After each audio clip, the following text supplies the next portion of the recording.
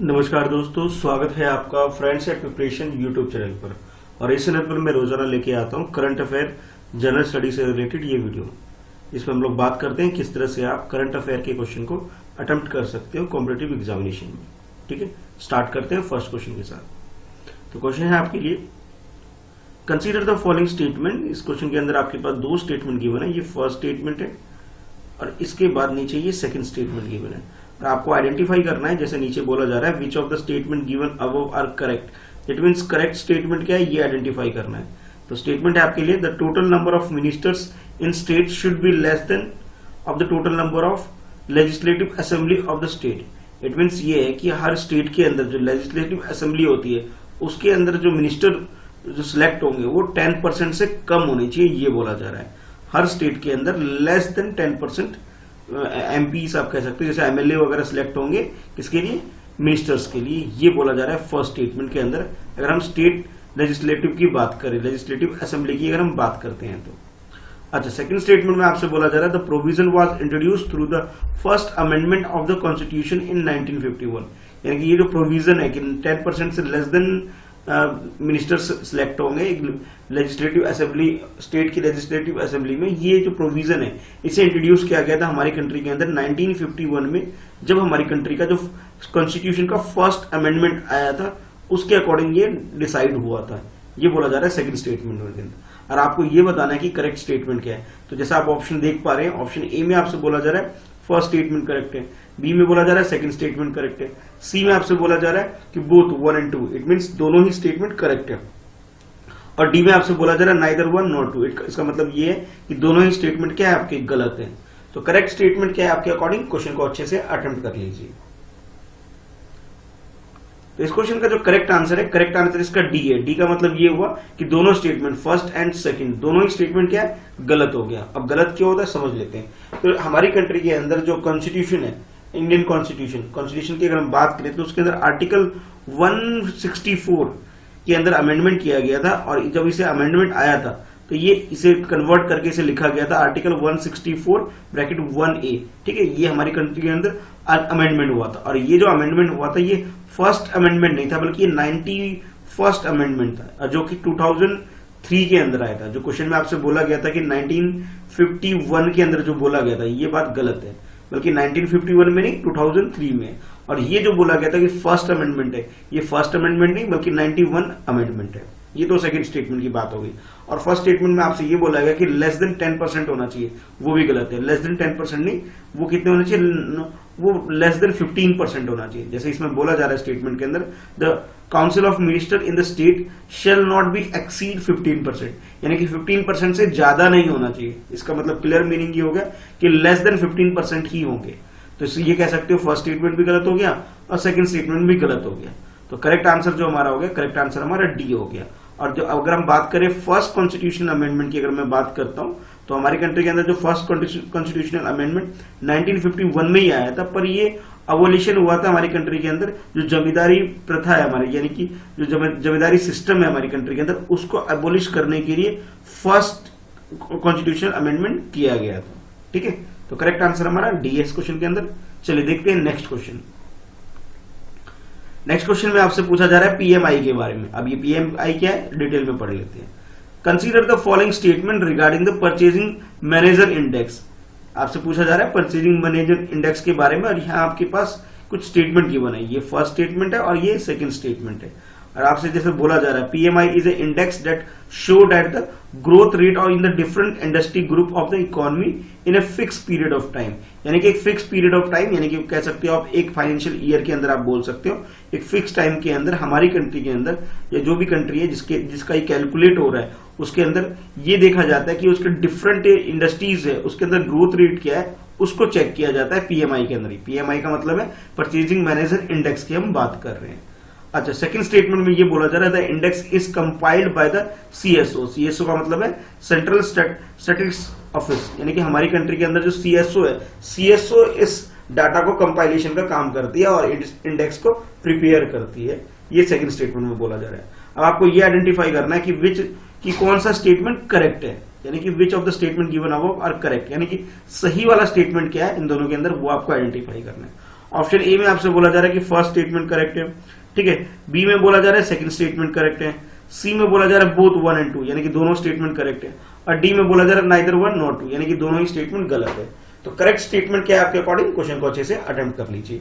अगर हम बात करते हैं पीएमआई के रिगार्डिंग में, तो इस क्वेश्चन का जो करेक्ट आंसर है, करेक्ट आंसर इसका डी है। डी का मतलब ये हुआ कि दोनों स्टेटमेंट, फर्स्ट स्टेटमेंट भी और सेकंड स्टेटमेंट भी, दोनों ही स्टेटमेंट गलत है। तो हमारा आंसर डी हो रहा है। अब डी क्यों हो रहा है उसके बारे में डिटेल में समझ लेते हैं।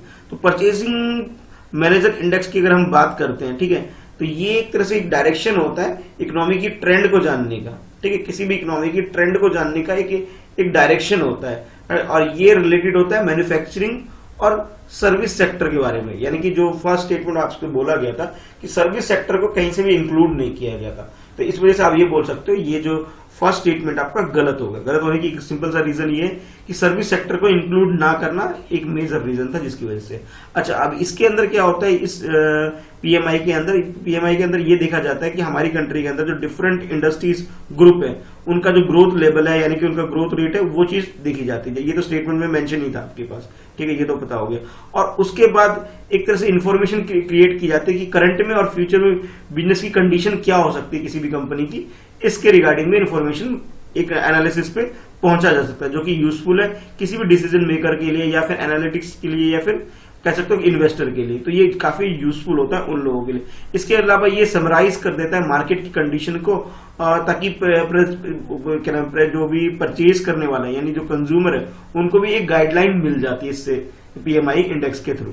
ये तो फर्स्ट स्टेटमेंट की बात करें। अगर हम सेकंड स्टेटमेंट की बात करें जिसमें आपसे ये बोला गया था कि इसे सीएसओ प्रिपेयर करता है हमारी कंट्री का, सीएसओ मतलब सेंट्रल स्ट्रेटेजिक ऑफिस की बात की जा रही है, ये गलत है। इसे ये ना प्रिपेयर करके इसे कराता है IHS मार्केट इसे प्रिपेयर करता है, ठीक है। ये इंटरनेशनल लेवल पे एक ऑर्गेनाइजेशन है जो कि ये डाटा प्रिपेयर कर देती है, यानी परचेसिंग मैनेजर इंडेक्स को प्रिपेयर करने वाले जो इंस्टीट्यूशन है वो है IHS मार्केट इसे प्रिपेयर करती है। ये more than 40 economy world wide ये प्रिपेयर करती है, उनका डाटा ये प्रिपेयर करते हैं और इंडिया भी उनमें से एक है, ठीक है। तो करेक्ट आंसर हमारा क्या होगा, डी। डी का मतलब ये नहीं दोनों स्टेटमेंट गलत है, और गलत होने का रीजन आपको समझ में आ गया होगा। चलो देखते हैं नेक्स्ट क्वेश्चन। तो नेक्स्ट क्वेश्चन थोड़ा इकोनॉमिक्स से हटके, ये जो क्वेश्चन है आपके लिए ये इकोलॉजी से है और ज्योग्राफी इकोलॉजी कंबाइंड आप बोल सकते हैं। क्वेश्चन है आपके लिए, which of the following protected area are located in Assam, यानी कि आसाम के अंदर जो प्रोटेक्टेड एरिया है उसके बारे में आपसे पूछा जा रहा है, जो आसाम में लोकेटेड है उसके बारे में बताना है। तो फर्स्ट आपसे बोला गया ओरांग नेशनल पार्क, सेकेंड आपसे बोला जा रहा है कि लोखोवा वाइल्ड लाइफ सेंचुरी, और थर्ड आपसे बोला जा रहा है बक्सा नेशनल पार्क, और फोर्थ है आपके पास मानस वाइल्ड लाइफ सेंचुरी। तो ये डिफरेंट प्रोटेक्टेड एरिया है, चार मैंने आपको दिया हुआ यहाँ पे, और ये आपसे ये पूछा जा रहा है इस क्वेश्चन के अंदर कि आसाम में कौन सी लोकेटेड है, ठीक है। आसाम से रिलेटेड आपको बतानी है, अदर देन आसाम को चूज नहीं करना है। आपका करेक्ट आंसर जो आसाम में लोकेटेड, इसकी लोकेशन आसाम के अंदर है, तो ये इसके अकॉर्डिंग आपको करेक्ट आंसर चूज करना है। और चार ऑप्शन है आपके पास। ऑप्शन ए में आपसे बोला जा रहा है कि फर्स्ट, सेकेंड एंड फोर्थ, ठीक है, यानी कि थर्ड को छोड़ के बाकी जो तीन है ये आसाम के अंदर लोकेटेड है। ऑप्शन बी में बोला जा रहा है सेकंड एंड फोर्थ, यानी कि सेकंड एंड फोर्थ यानी कि लोकोवा वाइल्ड लाइफ सेंचुरी और फोर्थ का मतलब है माइनस वाइल्ड लाइफ सेंचुरी, ये दोनों आसाम के अंदर लोकेटेड है। अच्छा, सी के अंदर आपसे ये बोला जा रहा है सेकंड, थर्ड एंड फोर्थ, यानी फर्स्ट को छोड़ के ओरांग नेशनल पार्क को छोड़ के बाकी सब आसाम के अंदर लोकेटेड है। अच्छा, डी ऑप्शन में बोला जा रहा है 1, 2, 3, यानी कि फर्स्ट, सेकंड और थर्ड का मतलब ये हुआ कि फोर्थ नहीं, यानी कि माइनस वाइल्ड लाइफ सेंचुरी को छोड़ दिया जाए तो ये सारे की सारी लोकेशन कहाँ पे, आसाम के अंदर है। तो इस तरह से डिफरेंट कॉम्बिनेशन आपको दे दिए गए चार ऑप्शन की तरह। आपने क्या करना है कि इसमें से करेक्ट आंसर क्या है उसे चूज करना है, ठीक है। तो क्वेश्चन को अच्छे से अटेम्प्ट करिए। तो इस क्वेश्चन का जो करेक्ट आंसर है, करेक्ट आंसर इसका ए है। ए का मतलब ये हुआ कि 1, 2, 3 यानी कि फर्स्ट, सेकेंड एंड फोर्थ इसका करेक्ट आंसर है। थर्ड नहीं है। थर्ड का मतलब ये हुआ कि भी जो आपसे ये बोला जा रहा था कि थर्ड का मतलब कि बक्सा नेशनल पार्क, बक्सा नेशनल पार्क ये आसाम के अंदर नहीं है, ये है वेस्ट बंगाल के अंदर, ठीक है। बाकी तीनों क्या है, आसाम के अंदर है। तो बक्सा नेशनल पार्क है, ये इसकी लोकेशन वेस्ट बंगाल के अंदर हो गई, ठीक है। बक्सर वगैरह आपने कुछ नाम सुना होगा, ये बिहार और वेस्ट बंगाल के आसपास का एरिया है, तो आप ये बोल सकते हो, उस हिसाब से आपको याद रखना है ये वेस्ट बंगाल के अंदर इसकी लोकेशन है। बाकी डिटेल में एक एक करके सबको समझ लेते हैं।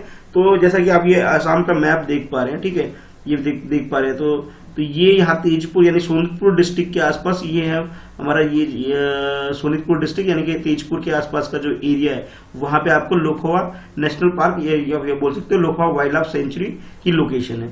अगर हम ओरांग नेशनल पार्क की बात करें तो ये उदालगुड़ी डिस्ट्रिक्ट के अंदर दरांग और उदालगुड़ी डिस्ट्रिक्ट के आसपास का जो एरिया है ब्रह्मपुत्र रिवर के पास, ये इसकी लोकेशन यहाँ पे है। अच्छा, मानस नेशनल पार्क की बात करें तो ये भूटान और आसाम के साथ जो बॉर्डर शेयर होता है वो जो एरिया है उस एरिया में ये वो मानस वाइल्ड लाइफ सेंचुरी है। ठीक है, ये तीनों की लोकेशन ये होगी। इसके अलावा कुछ और भी फेमस है, जैसे काजीरंगा नेशनल पार्क काफी फेमस है आसाम में, इसके बारे में आपको पता होना चाहिए। कुछ और भी है तो देख सकते हैं, एक ये रहा और ये कुछ ये रहा। तो इस तरह से आपको ये सारी लोकेशन मालूम होना चाहिए कि आसाम के अंदर कौन कौन सी नेशनल पार्क है। सिर्फ आसाम ही नहीं बल्कि हमारी कंट्री के अंदर डिफरेंट स्टेट के अंदर डिफरेंट प्रोटेक्टेड एरिया जितने भी हैं उसकी एक लिस्ट आपके पास प्रिपेयर होनी चाहिए। चलो देखते हैं नेक्स्ट क्वेश्चन को। तो करेक्ट आंसर आपका ए का मतलब ये तीन जो नेशनल पार्क है वो आसाम के अंदर। ठीक है, इस क्वेश्चन के अकॉर्डिंग। अब देखते हैं नेक्स्ट क्वेश्चन। नेक्स्ट क्वेश्चन में आपसे पूछा जा रहा है Nagarhole national park. Again geography और इकोलॉजी का दोनों का कॉम्बिनेशन कह सकते हैं आप, इन दोनों से रिलेटेड ये क्वेश्चन है आपके लिए। क्वेश्चन में ये पूछा जा रहा है with reference to the Nagarhole national park consider the following statement. इसमें कुछ स्टेटमेंट गिवन है। फर्स्ट स्टेटमेंट ये है आपका, सेकंड ये है और ये थर्ड स्टेटमेंट ये रहा। ठीक है, तो पहले एक करके स्टेटमेंट पढ़ लेते हैं। फर्स्ट स्टेटमेंट में बोला जा रहा है it was declare as the first tiger reserve under the project tiger, यानी कि प्रोजेक्ट टाइगर जब हमारी कंट्री के अंदर इंट्रोड्यूस हुआ था तो इसे सबसे फर्स्ट पहला टाइगर रिजर्व डिक्लेयर किया गया था। किसे? नागरहोल नेशनल पार्क को। सेकंड स्टेटमेंट आपसे बोला जा रहा है it lies in the eastern Ghat, यानी कि हमारी कंट्री का अगर मैप देखेंगे आप तो साउथ का जो एरिया है, ठीक है, तो ये ईस्टर्न घाट है और ये जो है वेस्टर्न घाट है। तो ये बोला जा रहा है कि जो ईस्टर्न घाट का जो इधर का जो एरिया, ये एरिया जो है इस ईस्टर्न घाट में ये टाइगर रिजर्व यानी जो बोला जा रहा है इसे यानी कि नागरहोल नेशनल पार्क है। अच्छा, उसके बाद नेक्स्ट आपसे बोला जा रहा है और कहां बताया जा रहा है part of the Nilgiri biosphere reserve, और ये किसका पार्ट है? नीलगिरी बायोस्फीयर रिजर्व का पार्ट है। ये सेकंड स्टेटमेंट में आपको बोला जा रहा है। अगर हम थर्ड स्टेटमेंट की बात करें तो थर्ड स्टेटमेंट में ये बोला जा रहा है the vegetation consist mainly to the dry deciduous forest, यानी कि जो इसके क्लाइमेट की अगर हम बात करें क्लाइमेट की या फिर आप करें वेजिटेशन की अगर हम बात करें तो इसके बारे में ये बोला जा रहा है ये जो फॉरेस्ट है ये ड्राई डेसिडियस फॉरेस्ट टाइप के अंदर ये आता है। तो ये तीन स्टेटमेंट आपके पास है। तीनों स्टेटमेंट में से आपको करेक्ट स्टेटमेंट क्या है ये आइडेंटिफाई करना है।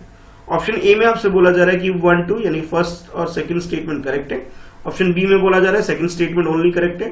और सी में आपसे बोला जा रहा है 1 एंड 3 यानी कि सेकंड स्टेटमेंट को छोड़ दें तो फर्स्ट और थर्ड स्टेटमेंट हमारा करेक्ट है अकॉर्डिंग टू ऑप्शन सी। और डी ऑप्शन में बोला जा रहा है 1, 2, 3 यानी कि तीनों ही स्टेटमेंट करेक्ट है। तो आपके हिसाब से करेक्ट स्टेटमेंट क्या है ये आपको नहीं बल्कि ये आपको आइडेंटिफाई करना है कि नॉट करेक्ट स्टेटमेंट क्या है। ये देखिए एक वर्ड लिखा हुआ नॉट करेक्ट। तो ऑप्शन को जिस तरह से ध्यान रहे आपको सही चूज नहीं करना है बल्कि गलत चूज करना है, यानी कि जोन से स्टेटमेंट गलत है उनका जो कॉम्बिनेशन बनेगा वो आपका आंसर होगा। ठीक है, तो पहले सही स्टेटमेंट देख लीजिए, उसमें से आप एलिमिनेट कर लीजिए, फिर गलत स्टेटमेंट के अकॉर्डिंग आपको आंसर सिलेक्ट करना है। ठीक है, चलिए देखते हैं आंसर क्या हो सकता है। क्वेश्चन को अच्छे से पहले एक बार अटेम्प्ट कर लीजिए। इस क्वेश्चन का जो करेक्ट आंसर है, करेक्ट आंसर यानी कि डी है। डी का मतलब ये हुआ कि तीनों जो स्टेटमेंट आपको दे रखी है तीनों ही स्टेटमेंट गलत दे रखी है। अब एक गलत क्यों है एक एक करके जान लेते हैं। तो नागरहोल नेशनल पार्क के बारे में अगर थोड़ा डिटेल में जानना चाहें तो जैसा ये आपको बोला गया था कि ये फर्स्ट टाइगर रिजर्व है जो हमारी कंट्री के अंदर डिक्लेयर किया गया था टाइगर प्रोजेक्ट के अंदर। नहीं भाई, ये स्टेटमेंट बिल्कुल गलत है। पहले जो ये नागरहोल नेशनल पार्क जो आज हम जानते हैं इसको एक और नाम से जाना जाता है जिसे राजीव गांधी नेशनल पार्क भी बोला जाता है। ये तो बेसिक फैक्ट है। और ये कहां पर है? इसकी लोकेशन की अगर बात करें तो कर्नाटका है। कर्नाटका कहने का मतलब ये हो गया, कर्नाटका का सीधा मतलब ये हुआ कर्नाटका कौन से? हमारी कंट्री के वेस्टर्न घाट पे यानी कि इस वाले एरिया के अंदर आता है। वेस्टर्न घाट का जो एरिया उस एरिया में आता है, यानी कि जो ईस्टर्न घाट वाली बात की गई थी वो गलत हो गई यहाँ पे। ठीक है, और उसके बाद पहले ये जो नागरहोल नेशनल पार्क है पहले ये वाइल्ड लाइफ सेंचुरी थी और 1955 में इसे as a wild life sanctuary इसे स्टैब्लिश किया गया था हमारी कंट्री के अंदर। और उसके बाद 1988 में बाद में इसे डिक्लेयर कर दिया गया था 37th टाइगर रिजर्व हमारी कंट्री के अंदर एज ए टाइगर प्रोजेक्ट के अंतर्गत। यानी कि जो ये फर्स्ट बोला जो गया था ये फर्स्ट नहीं है बल्कि ये 37th टाइगर रिजर्व है अकॉर्डिंग टू किसके? टाइगर प्रोजेक्ट जो हमारी कंट्री के अंदर लॉन्च हुआ था उसके अंडर अगर हम बात करें तो यानी कि ये स्टेटमेंट भी हमारा गलत हो गया। तो जैसे कर्नाटका की बात हुई थी उस हिसाब से आप समझ गए थे कि भाई ये ईस्टर्न घाट में तो हो नहीं सकता, क्योंकि कर्नाटका की लोकेशन कहाँ है, वेस्टर्न घाट के अंदर है। तो वेस्टर्न घाट का अंदर ये हो गया कि ये भी स्टेटमेंट गलत हो गया, ठीक है। यानी कि ये वेस्टर्न घाट होने का, जबकि क्वेश्चन में आपको जो स्टेटमेंट दिया गया तो ईस्टर्न घाट के बारे में बात की जा रही थी। तो सेकंड स्टेटमेंट भी हमारा गलत हो गया, ठीक है। यानी कि आप ये समझ सकते हैं कि जो नीलगिरी बायोस्फीयर रिजर्व है इसकी जो एरिया, इसकी जो लोकेशन है वो वेस्टर्न घाट के अंदर है। अच्छा, थर्ड स्टेटमेंट की अगर हम बात करें तो इसमें ये बोला गया था आपको कि इसमें जो वेजिटेशन के बारे में जो बात की, यानी क्लाइमेट और वेजिटेशन के बारे में जो बताया गया था, ये आपको बताया गया था कि भाई ये इसके अंदर, कि ये किसके अंदर आती है, ड्राई डेजिस्टियस फॉरेस्ट के अंदर आती है। ये स्टेटमेंट भी गलत है, ये ड्राई डेजिस्टियस फॉरेस्ट के अंदर ना आकर के बल्कि ये आती है मोइस्ट डेजिस्टियस फॉरेस्ट के अंदर आती है। यानी कि इसकी जो कैटेगरी है, अगर हम वेजिटेशन की अगर हम बात करें तो वेजिटेशन की अगर हम बात करें तो इसकी कैटेगरी में भी आपको गलत बताई गई थी। यानी कि तीनों ही स्टेटमेंट हमारी क्या हो गई, तीनों स्टेटमेंट हमारी गलत हो गई। गलत होने का मतलब ये हुआ जो हमारा ऑप्शन डी हमारा करेक्ट ऑप्शन हो गया, ठीक है। चलिए देखते हैं नेक्स्ट क्वेश्चन। तो नेक्स्ट क्वेश्चन में आपसे पूछा जा रहा है, विद रेफरेंस टू द स्वच्छ सर्वेक्षण कंसीडर द फॉलोइंग स्टेटमेंट। हमारी कंट्री के अंदर जब ये स्वच्छ भारत का मिशन लॉन्च हुआ है, काफी इंपॉर्टेंट टॉपिक बन गया है और ये इससे रिलेटेड क्वेश्चन आपसे अक्सर पूछे जाते हैं। तो ये क्वेश्चन ये आपके लिए कि स्वच्छ सर्वेक्षण जो होता है इसके बारे में आपको कुछ स्टेटमेंट गिवन है, आपको सही स्टेटमेंट आइडेंटिफाई करनी है। ये फर्स्ट स्टेटमेंट है, उसके नीचे ये सेकंड स्टेटमेंट है। फर्स्ट स्टेटमेंट में ये बोला जा रहा है, it is by annual survey. By annual सर्वे का मतलब हो गया कि साल में 2 बार ये सर्वे कंडक्ट किया जाता है रिगार्डिंग क्लीनलीनेस, हाइजीन और सैनिटेशन। ये 3 फैक्टर के बेस्ड पे एक सर्वे कंडक्ट किया जाता है और इस सर्वे के बारे में बोला जा रहा है ये बाई एनुअली सर्वे है, यानी कि साल में 2 बार ये सर्वे कंडक्ट किया जाता है हमारी कंट्री के अंदर। अच्छा, नेक्स्ट आपसे पूछा जा रहा है कि बोला जा रहा है कि स्वच्छ सर्वेक्षण रूरल की अगर हम बात करें, इसे कंडक्ट करने वाली जो मतलब मिनिस्ट्री है वो बोला जाए मिनिस्ट्री ऑफ जल शक्ति है। यानी कि हमारी कंट्री के अंदर सर्वेक्षण रूरल की बात करें, रूरल एरिया की अगर हम बात करें तो ये सर्वेक्षण कंडक्ट किसके द्वारा किया जाता है, मिनिस्ट्री ऑफ जल शक्ति के द्वारा किया जाता है अकॉर्डिंग टू स्टेटमेंट 2, ठीक है। तो आपको ये 2 स्टेटमेंट दे दिए गए, अब आपने ये बताना है कि करेक्ट स्टेटमेंट क्या है वो चूज करना है। ऑप्शन ए में बोला जा रहा है फर्स्ट स्टेटमेंट करेक्ट है, बी में बोला जा रहा है सेकंड स्टेटमेंट करेक्ट है, सी में बोला जा रहा है बोथ, यानी कि दोनों ही स्टेटमेंट करेक्ट है। अच्छा, डी में बोला जा रहा है नाइदर वन नॉट टू, यानी कि दोनों ही स्टेटमेंट गलत है। तो करेक्ट स्टेटमेंट क्या है ये आपको आइडेंटिफाई करना है, ठीक है। चलिए क्वेश्चन को अटेम्प्ट करिए और आइडेंटिफाई करिए सही आंसर इसका क्या हो सकता है। तो इस क्वेश्चन का जो करेक्ट आंसर है, करेक्ट आंसर इसका बी है। बी का मतलब ये हुआ कि जो सेकंड स्टेटमेंट है वो सिर्फ वो करेक्ट है, फर्स्ट स्टेटमेंट हमारा गलत है। फर्स्ट स्टेटमेंट में अगर हम बात करें, फर्स्ट स्टेटमेंट के अंदर जिसमें ये बोला गया था आपसे कि ये बाई एनुअली सर्वे कंडक्ट किया जाता है, नहीं भाई, साल में 2 बार में नहीं बल्कि साल में सिर्फ 1 बार, यानी कि एनुअल बेसिस पे इस सर्वे को कंडक्ट किया जा सकता है, ठीक है। तो ध्यान रहे आपको ये पता होना चाहिए कि हमारी कंट्री के अंदर ये स्वच्छ भारत मिशन के अंतर्गत इस सर्वे को कंडक्ट किया जा रहा है और इसे एनुअल बेसिस पे किया जाता है। और 3 मेजर फैक्टर होते हैं इसके अंदर, क्लीनलीनेस, हाइजीन और सैनिटेशन। ये 3 मेजर फैक्टर है जिसके ऊपर कह सकते हो हमारी कंट्री के अंदर जितनी भी सिटी है, जितने भी टाउन है, जितने भी एरिया है, हर जगह ये डाटा कंडक्ट किया जाता है 2 बेसिस पे, एक रूरल एक अर्बन बेसिस पे। तो अगर हम रूरल की बात करें तो इसे जो ऑर्गेनाइज करने वाली जो इंस्टीट्यूशन है या कह सकते हो जो मिनिस्ट्री है वो मिनिस्ट्री ऑफ जल शक्ति है। ये भी रिसेंटली लॉन्च किया गया मिनिस्ट्री है, तो आपको इसके बारे में पता होना चाहिए। यानी कि ये बोल सकते हो कि सेकंड स्टेटमेंट तो करेक्ट है कि जिसमें ये बोला गया आपको मिनिस्ट्री ऑफ जल शक्ति से कंडक्ट कराती है, बिल्कुल सही है। और अगर हम फर्स्ट स्टेटमेंट की बात करें तो फर्स्ट स्टेटमेंट गलत है, सेकंड स्टेटमेंट सही है। अच्छा, इसके अलावा एक बात और आपको पता होना चाहिए कि अगर आपसे ये पूछ लिया जाए कि स्वच्छ सर्वेक्षण अर्बन कौन कंडक्ट करती है, ठीक है, रूरल के बारे में तो पता लगे मिनिस्ट्री ऑफ जल शक्ति, तो अर्बन कंडक्ट करती है ministry of housing and urban affair, इसे कंडक्ट करती है ministry of housing and urban affair, इसे कंडक्ट करती है। अगर हम सिटी यानी कि अर्बन एरिया की अगर हम बात करते हैं तो करेक्ट आंसर आपका क्या हो गया, B. Consider the following statement, India has proposed to declare 2023 as international year of millets. हमारी कंट्री ने, यानी कि इंडिया की बात की जा रही है, 2023 को international level per year of millets declare करने के लिए प्रपोज किया है, बोला जा रहा है आपके लिए फर्स्ट स्टेटमेंट के अंदर, ठीक। और सेकंड स्टेटमेंट में आपसे बोला जा रहा है millet has potential to fight anaemia in women of reproductive age and infants. यानी कि ये बोला जा रहा है मिलेट्स यानी कि बाजरा की अगर हम बात करें तो बाजरा के बारे में बोला जा रहा है कि 2023, ठीक है, जो आने वाला जो 2023 होगा उस ईयर को इंडिया ने प्रपोज किया है कि भी इसे इंटरनेशनल ईयर ऑफ मिलेट्स के रूप में, यानी कि अंतर्राष्ट्रीय बाजरा वर्ष के रूप में घोषित करने के लिए भारत की ओर से एक तरह से प्रस्ताव रखा गया है। और दूसरा ये बोला जा रहा है कि जो अनेमिया जो बीमारी लेडीज में जो होती है उसको फाइट करने में मिलेट्स यानी कि बाजरा काफी हेल्प करता है जब वो रिप्रोडक्टिव स्टेज पे होते हैं। यानी कहने का मतलब है जब प्रेगनेंसी वगैरह होती है, यानी कि जो बच्चा हम लोग जो पैदा वगैरह होते हैं, ठीक है, तो ये तो उस टाइम इनको बहुत स्ट्रांग बनाने में हेल्प करती है। और थर्ड स्टेट में ये बोला जा रहा है कि millets are capable of growing under the drop condition. Drought यानी कि सूखा वगैरह जो पड़ जाता है, यानी कि बाढ़ वगैरह की वजह से जो पानी खत्म हो चुके होते हैं या फिर कोई बारिश ना होने की वजह, कहने का मतलब जब पानी से रिलेटेड हो, यानी कि कम पानी की वजह से जब खेती करना हो तो किसानों के लिए एक चैलेंज हो जाता है। लेकिन अगर ये फसल अगर उगाते हैं यानी बाजरा उगाते हैं तो वहां ज्यादा पानी की हमें जरूरत नहीं पड़ेगी। ये थर्ड स्टेटमेंट में बोला जा रहा है। तो ये 3 स्टेटमेंट है। आप तीनों स्टेटमेंट के अकॉर्डिंग अपने आंसर आपको चूज करना है कि इन तीनों स्टेटमेंट में से कौन सा स्टेटमेंट या कितने स्टेटमेंट सही आपको बताए गए हैं। ठीक है, करेक्ट स्टेटमेंट के हिसाब से आपको आंसर करना है। तो ऑप्शन ए में आपसे बोला जा रहा है कि फर्स्ट स्टेटमेंट करेक्ट है, बी में बोला जा रहा है सेकंड एंड थर्ड करेक्ट है, सी में बोला जा रहा है फर्स्ट और सेकंड करेक्ट है, और डी में बोला जा रहा है 1 2 3, यानी कि तीनों ही स्टेटमेंट करेक्ट है। तो आपके अकॉर्डिंग सही स्टेटमेंट कौन सा है इन तीनों स्टेटमेंट के अंदर, वो आपको बताना है। किसके बारे में? मिलेट्स के बारे में, यानी बाजरा के बारे में आपसे पूछा जा रहा है। ठीक है, चलिए क्वेश्चन को अटेम्प्ट कर लीजिए।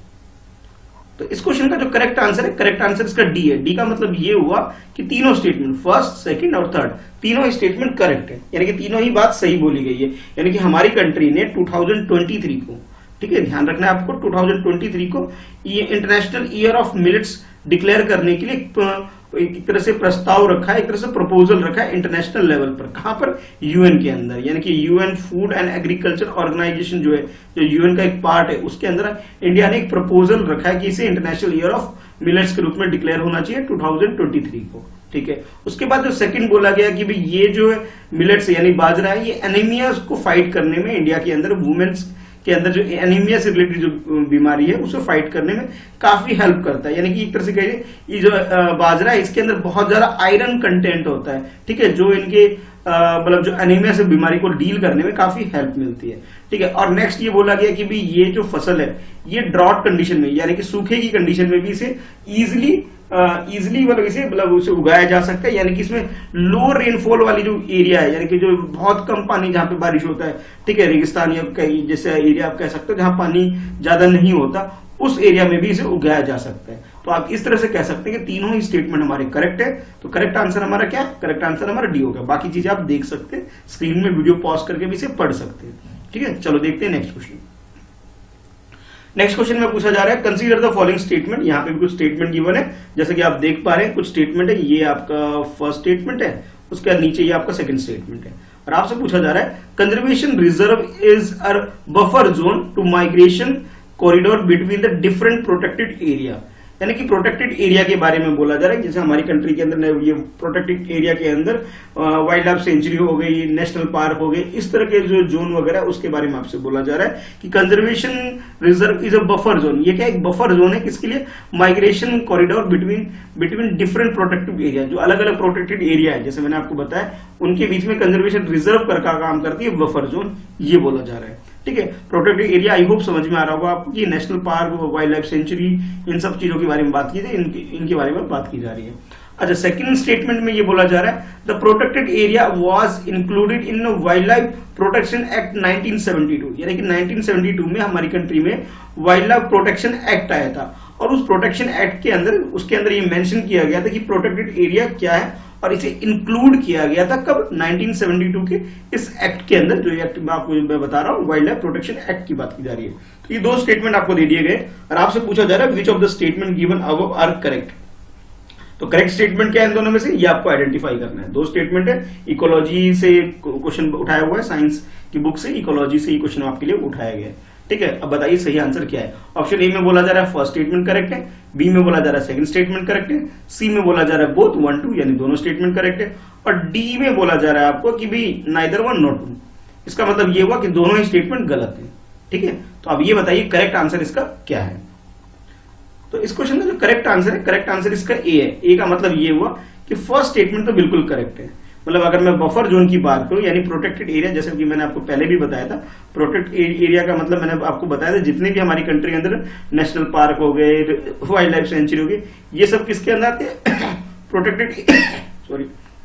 प्रोटेक्टेड एरिया के अंदर आते हैं। ठीक है, जितने भी national park, wild life sanctuary और रिजर्व एरिया जो भी है, ठीक है, और इनको इसको हम क्या बोल सकते हैं, इस तरह से बफर जोन के रूप में आप डिफाइन कर सकते हो। ठीक है, तो ये कुछ कुछ एरिया आपको पता होने चाहिए, और जिस स्टेट से आप बिलोंग करते हैं तो आपके स्टेट में जो भी प्रोटेक्टेड फॉरेस्ट है, वाइल्ड लाइफ सेंचुरी है, रिजर्व है, नेशनल पार्क है, उनके नाम आपको पता होने चाहिए। तो आज आपके लिए छोटा सा क्वेश्चन ये रहेगा कि आप जिस स्टेट से बिलोंग करते हैं उस स्टेट में जो भी इस तरह का कोई प्रोटेक्टेड एरिया तो उसके नाम जरूर बताइएगा, और ये भी बताइएगा इस्टेब्लिश्ड कब हुई थी। ये छोटे छोटे क्वेश्चन है जो अगर आप प्रिपेयर अभी से करना स्टार्ट करेंगे तब आपकी प्रिपरेशन बहुत अच्छी हो पाएगी।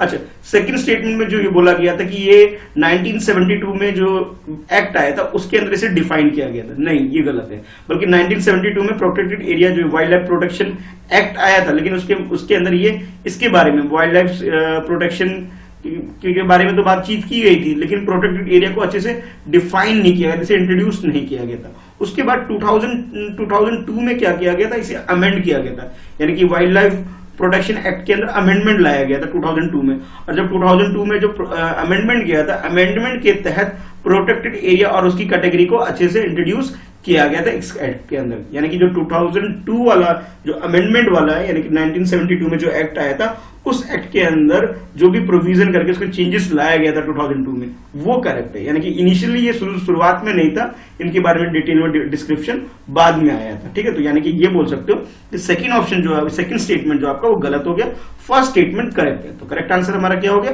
इस हिसाब से करेक्ट आंसर हमारा ए हो गया। ठीक है, चलिए देखते हैं नेक्स्ट क्वेश्चन। नेक्स्ट क्वेश्चन में आपसे बोला जा रहा है कि ग्लोबा एंडरसोनी स्पीसीज के बारे में बोला जा रहा है। यानी कि क्वेश्चन देख के आपको स्पीसीज से रिलेटेड है, यानी कि इन्वायरमेंट एंड इकोलॉजी का ये पार्ट है क्वेश्चन। ठीक है, ये बिल्कुल एकदम क्लियर हो गया आपको, वर्ड से स्पीसीज वर्ड ने एकदम इंडिकेट कर दिया आपको। ठीक है, तो आप क्वेश्चन को पढ़ लेते हैं क्या है। क्वेश्चन में ये बोला जा रहा है, with reference to the Globba andersonii species consider the following statement, यानी स्पीसीज को, यानी ग्लोबा एंडरसोनी स्पीसीज को ध्यान में रखते हुए आपके पास ये दो स्टेटमेंट है, फर्स्ट ये, सेकंड ये, दोनों स्टेटमेंट को आपने पढ़ना है। और नीचे जैसे बोला जा रहा है कि which of the statement given above are correct, तो करेक्ट स्टेटमेंट क्या है ये आइडेंटिफाई करके आंसर अटेम्प्ट करना है। चलो स्टेटमेंट देख लेते हैं। तो फर्स्ट स्टेटमेंट में बोला जा रहा है the species is endemic to the western Ghat only, यानी कि ये कौन सी कैटेगरी के अंदर आता है, ये एंडेमिक कैटेगरी के अंदर है, और ये कहां पर है, ये हमारी कंट्री के वेस्टर्न घाट में। बोला जा रहा है कि हमारी कंट्री में जो वेस्टर्न घाट है उस एरिया में ये स्पीसीज पाई जाती है, फर्स्ट स्टेटमेंट के अंदर। सेकंड स्टेटमेंट में ये बोला जा रहा है कि इनलिस्टेड एज इंडेंजर्ड इन IUCN रेड लिस्ट। IUCN की जो रेड लिस्ट है जिसके अंदर थ्रेटन स्पीसीज के बारे में डिफाइन किया जाता है, उसके अंदर इसे इनलिस्ट किया गया, यानी कि इस स्पीसीज को किस कैटेगरी में डाला गया है, IUCN की रेड लिस्ट के अंदर थ्रेटन स्पीसीज की कैटेगरी के अंदर इस स्पीसीज को डाला गया है, सेकंड स्टेटमेंट में बोला जा रहा है। अच्छा, आपसे पूछा जा रहा है कि करेक्ट स्टेटमेंट क्या है।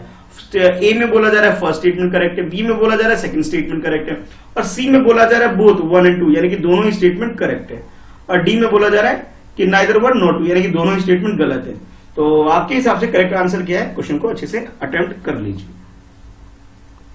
तो इस क्वेश्चन का जो करेक्ट आंसर है, करेक्ट आंसर का बी है। बी का मतलब ये वो सेकंड स्टेटमेंट बिल्कुल करेक्ट है, यानी कि ये जो आप ये बोल सकते हैं कि ये ग्लोबा एंडरसोनी जो स्पीसीज है, ठीक है, इसके बारे में ये जो बोला जा रहा था कि ये IUCN की रेड लिस्ट के अंदर, किसके अंदर, IUCN की रेड लिस्ट के अंदर इसे इन थ्रेटन स्पीसीज की कैटेगरी के अंदर डाला गया हुआ है। ये बात बिल्कुल सही है, लेकिन ये जो आपसे बोला गया था वेस्टर्न घाट, यानी कि अगर मैं इंडिया का अगर मैप बनाऊं तो वेस्टर्न घाट हमारा ये वाला एरिया होता है, यानी कि महाराष्ट्र, कर्नाटका, केरला वाला जो नीचे का एरिया, ये वहां ये पाया जाता है। नहीं, बिल्कुल ये गलत है, ये बल्कि यहाँ नहीं पाया जाता, यानी कि ये नॉर्थ ईस्ट के अंदर, सिक्किम के अंदर जो हिमालयन पार्ट है वहां पर ये स्पीसीज पाई जाती है, यानी कि ये साउथ वेस्ट में नहीं है, बल्कि ये नॉर्थ ईस्ट में, यानी ऊपर जैसे ये मान लीजिए हमारी कंट्री का, मतलब जैसे समझ सकते हैं आप, ये कुछ हमारा मैप हो गया ये, ठीक है, इस तरह से हमारा मैप होता है। तो ये जो सिक्किम वाला एरिया, इधर वाला जो एरिया है, ठीक है, नॉर्थ ईस्ट के पास जो ये एरिया है, ठीक है, इस एरिया में स्पीसीज पाई जाती है, ये ग्लोबा एंडरसोनी स्पीसीज, यानी कि ये जो वेस्टर्न घाट वाला एरिया, इस एरिया में नहीं बल्कि यहाँ पे है।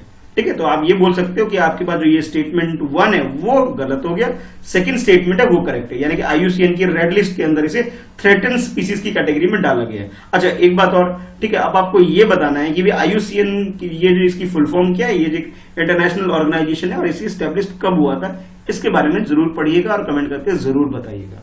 ठीक है, और थोड़ा और जान लेते हैं कि भाई ये जो स्पीसीज है ये मेनली जो पाया जाता है, यानी कि जो ये कौन सी ये जो स्पीसीज है मेनली जो रिस्ट्रिक्टेड है, मेनली जो पाया जाता है ये तीस्ता रिवर के अंदर, तीस्ता रिवर वैली जो रीजन है, ठीक है, दार्जिलिंग के आसपास का जो एरिया है, दार्जिलिंग हिल के आसपास का जो एरिया तीस्ता रिवर, उस रिवर के आसपास का जो एरिया है वहीं पे ये स्पीसीज पाई जाती है।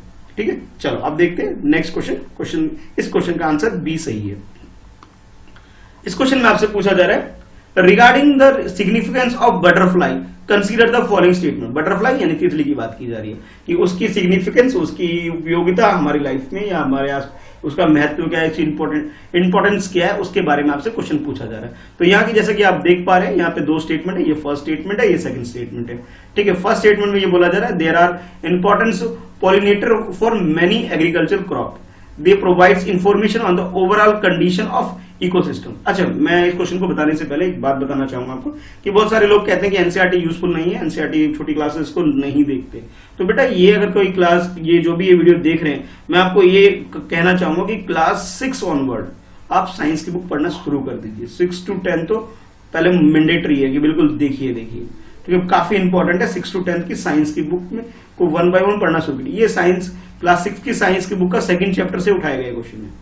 अब आपको लगेगा ये क्वेश्चन सेकंड छठी क्लास की बुक से, हाँ बिल्कुल छठी क्लास की बुक से, कि भाई ये बटरफ्लाई की इंपॉर्टेंस क्या है वगैरह वगैरह, ये नेक्टर क्रिएट करते हैं, इस तरह की इंफॉर्मेशन आपको वहां से मिलेगी। तो अगर आप लोग नहीं पढ़ रहे हैं तो उसे रिवाइज कर लीजिए। इवन इस चैनल पे भी मैंने साइंस पढ़ाना मैंने स्टार्ट किया हुआ है, तो आप वहां से भी इसे अपनी तैयारी कर सकते हैं। ठीक है, चलिए आप क्वेश्चन पे आ जाते हैं। तो क्वेश्चन में ये बोला जा रहा है कि आप बटरफ्लाई से रिलेटेड यहाँ दो स्टेटमेंट है, आपको दोनों स्टेटमेंट में ये चेक करना है कि करेक्ट स्टेटमेंट क्या है। ठीक है, तो फर्स्ट स्टेटमेंट देख लेते हैं। इसमें ये बोला जा रहा है they are importance pollinator for many agriculture crop, यानी कि जितने भी एग्रीकल्चर क्रॉप होते हैं उनके लिए एक पॉलिनेटर का काम करता है। पॉलिनेटर का मतलब ये होता है कि जिस तरह से फसल होता है, फसल को होने के लिए, यानी कि जब फूल्स को फल में जो कन्वर्ट होता है तो उस कन्वर्ट होने में इस तितली वगैरह का बड़ा रोल होता है। ठीक है, और जिसकी वजह से क्या कि हमें फ्रूट्स वगैरह या जो भी अनाज वगैरह जो मिलते हैं उसमें, कहने का मतलब आप ये बोल सकते हो, इसे आप फार्मर का एक हेल्पर कह सकते हो, फ्रेंड कह सकते हो। ठीक है, ये बोला जा रहा है फर्स्ट स्टेटमेंट के अंदर। सेकंड स्टेटमेंट में ये बोला जा रहा है they provides information on overall condition of ecosystem, यानी कि जो इकोसिस्टम है, यानी कि इन्वायरमेंट के बारे में, मिट्टी के बारे में, और आगे जानकारी जो है कि भी हम किससे अंदाजा लगाते हैं, तितली की हेल्प से, यानी बटरफ्लाई की हेल्प से अंदाजा लगा लेते हैं। ये बोला जा रहा है सेकंड स्टेटमेंट के अंदर। यानी कि दो स्टेटमेंट आपको दे दिए गए, दोनों स्टेटमेंट के हिसाब से आपको क्वेश्चन अटेम्प्ट करना है। सही आंसर इसका क्या हो सकता है ये बताना है। ऑप्शन ए में बोला जा रहा है कि भाई आपसे कि फर्स्ट स्टेटमेंट करेक्ट है, it means option A correct है। बी में बोला जा रहा है सेकंड स्टेटमेंट करेक्ट है। ठीक है, यानी कि आप बोल सकते हो बी ऑप्शन इस वजह से करेक्ट है। सी में बोला जा रहा है कि बोथ 1 and 2, यानी कि दोनों स्टेटमेंट करेक्ट बोला जा रहा है आपसे, यानी कि दोनों स्टेटमेंट सही है। और डी में बोला जा रहा है नाइदर 1 nor 2, यानी कि इन दोनों में से कोई सा भी स्टेटमेंट सही नहीं है, यानी कि दोनों ही स्टेटमेंट हमारे क्या है, गलत है। ठीक है, ये 4 ऑप्शन थे। 4 ऑप्शन के हिसाब से आपका करेक्ट आंसर क्या है, आपको कौन सा आंसर सही लगता है, क्वेश्चन को एक बार अटेम्प्ट कर लीजिए। तो इस क्वेश्चन का जो करेक्ट आंसर है, करेक्ट आंसर इसका सी है। सी का मतलब ये हुआ कि भी दोनों स्टेटमेंट, फर्स्ट और सेकंड, दोनों ही स्टेटमेंट क्या है, करेक्ट है। अब क्यों करेक्ट है आप समझ लेते हैं। जो बटरफ्लाई वगैरह होते हैं ये क्या करते हैं, ये एक तरह से एक्ट करते हैं, ये काम करते हैं पॉलिनेटर के लिए, यानी कि most of the agriculture crop जो हमारी कंट्री में होता है, हमारी कंट्री का वर्ल्ड वाइड ये सब जगह ही ये एक तरह से पॉलिनेटर का काम करते हैं। पॉलिनेटर का मतलब ये है यहाँ पे कि जो फसल वगैरह होते हैं तो उनको उनके साथ ये जुड़ते हैं और उसकी वजह से यानी कि उसको फसल यानी कि क्रॉप को ग्रो करने में काफी हेल्प प्रोवाइड करते हैं बटरफ्लाई। तो आप ये बोल सकते हो फर्स्ट स्टेटमेंट हमारा करेक्ट है। और सेकंड स्टेटमेंट इसलिए करेक्ट है क्योंकि ये बाकी जो स्पीसीज है, बाकी जो हैं बर्ड्स हो गए, स्पाइडर हो गए, लिजर्ड हो गए, इन सबको भी एक तरह से इन सब के लिए क्या करते हैं, ये एक तरह से ये बोल सकते हो आप, ये उनके फूड का सोर्स बन जाते हैं। यानी कि ये लोग जो है जो बड़े स्पीसीज है छोटे स्पीसीज को खाते हैं, जिस वजह से क्या होता है ये इनको खा लेते हैं और आपके लिए क्या होता है, जो भी एज ए फार्मर को ये तो उनको फसल यानी क्रॉप को नुकसान कम होता है। तो आप ये बोल सकते हैं ये एक तरह से क्या एक्ट करते हैं कि फार्मर के लिए एक हेल्प ही हो गई इस तरह से। ठीक है, उनका अनाज या जो भी फसल है क्रॉप है नुकसान नहीं होता है। तो तो आप ये बोल सकते हैं कि दोनों ही स्टेटमेंट करेक्ट हो गया, फर्स्ट स्टेटमेंट भी करेक्ट है, सही सेकंड स्टेटमेंट भी करेक्ट है। तो आप ये बोल सकते हैं कि भाई ये जो हमारा जो आंसर है, आंसर सी हो जाएगा। ठीक है, चलिए अब देखते हैं नेक्स्ट क्वेश्चन। तो नेक्स्ट क्वेश्चन में आपसे अगेन कुछ स्टेटमेंट दे रखा है, स्टेटमेंट 1 2, इस तरह दो स्टेटमेंट आप बोल सकते हैं, दो स्टेटमेंट दिया है, ये फर्स्ट है और ये सेकंड है। ठीक है, ये जो क्वेश्चन है, ये क्वेश्चन आपके लिए बनता है इकोनॉमी से ही क्वेश्चन बना जा रहा है। ठीक है, अभी इन्वायरमेंट पूछा जा रहा था, अब सडनली है कि इकोनॉमी का क्वेश्चन है, ध्यान से समझिए क्वेश्चन क्या है। तो क्वेश्चन ये बोला जा रहा है, नॉन बैंकिंग फाइनेंस कंपनी, यानी कि जिसे शॉर्ट में हम बोल देते हैं NBFC, are registered under the company act 1956। 1956 में एक एक्ट आया था, कंपनी एक्ट। कंपनीज एक्ट के अंतर्गत ये नॉन बैंकिंग फाइनेंशियल कंपनी को रजिस्टर्ड किया जाता है अकॉर्डिंग टू स्टेटमेंट 1। स्टेटमेंट 2 में आपसे बोला जा रहा है एनबीएफसी, जो कि शॉर्ट फॉर्म है, फुल फॉर्म आप समझ सकते हैं नॉन बैंकिंग फाइनेंशियल कंपनी, उसके बारे में बोला जा रहा है do not indicate any institution, ये इसको एक इंस्टीट्यूशन के रूप में इसे आप कंसिडर नहीं कर सकते, ये बोला जा रहा है। ठीक है, हुज प्रिंसिपल बिजनेस, यानी कि प्रिंसिपल यानी कि जो मेन बिजनेस, जो असली जो काम करते हैं वो क्या करते हैं, is that of the agriculture activity and industrial activity, यानी कि मेन काम जो इसका क्या है, एग्रीकल्चर एक्टिविटी और इंडस्ट्रियल एक्टिविटी का ये काम को इंक्लूड नहीं करते। जैसे स्टार्टिंग में बोला गया ना, ये देखो NBFC do not include any institution, ये किसी भी इंस्टीट्यूशन को इंक्लूड नहीं करते हैं। ठीक है, उस मतलब कहने का मतलब ये है कि एनबीएफसी उस इंस्टीट्यूशन को इंक्लूड नहीं करते हैं जो कि मेनली किसका बिजनेस करें, एग्रीकल्चरल एक्टिविटी से रिलेटेड या फिर इंडस्ट्रियल एक्टिविटी से रिलेटेड जिस चीजों को करते हैं उसको इंक्लूड नहीं किया जाता है एनबीएफसी के अंदर। ठीक है, तो आप ये कह सकते हैं सर्विस सेक्टर के अंदर आ सकता है, फर्स्ट कैटेगरी के अंदर नहीं आ सकता, एग्रीकल्चर नहीं आ रहा, सेकंड यानी कि इंडस्ट्रियल एक्टिविटी को भी इसमें इंक्लूड नहीं किया जाता, यानी कि सिर्फ थर्ड कैटेगरी जो है हमारी सर्विसेज सेक्टर जो सिर्फ उसको इंक्लूड करता है एनबीएफसी, ये बोला जा रहा है सेकंड स्टेटमेंट के अंदर।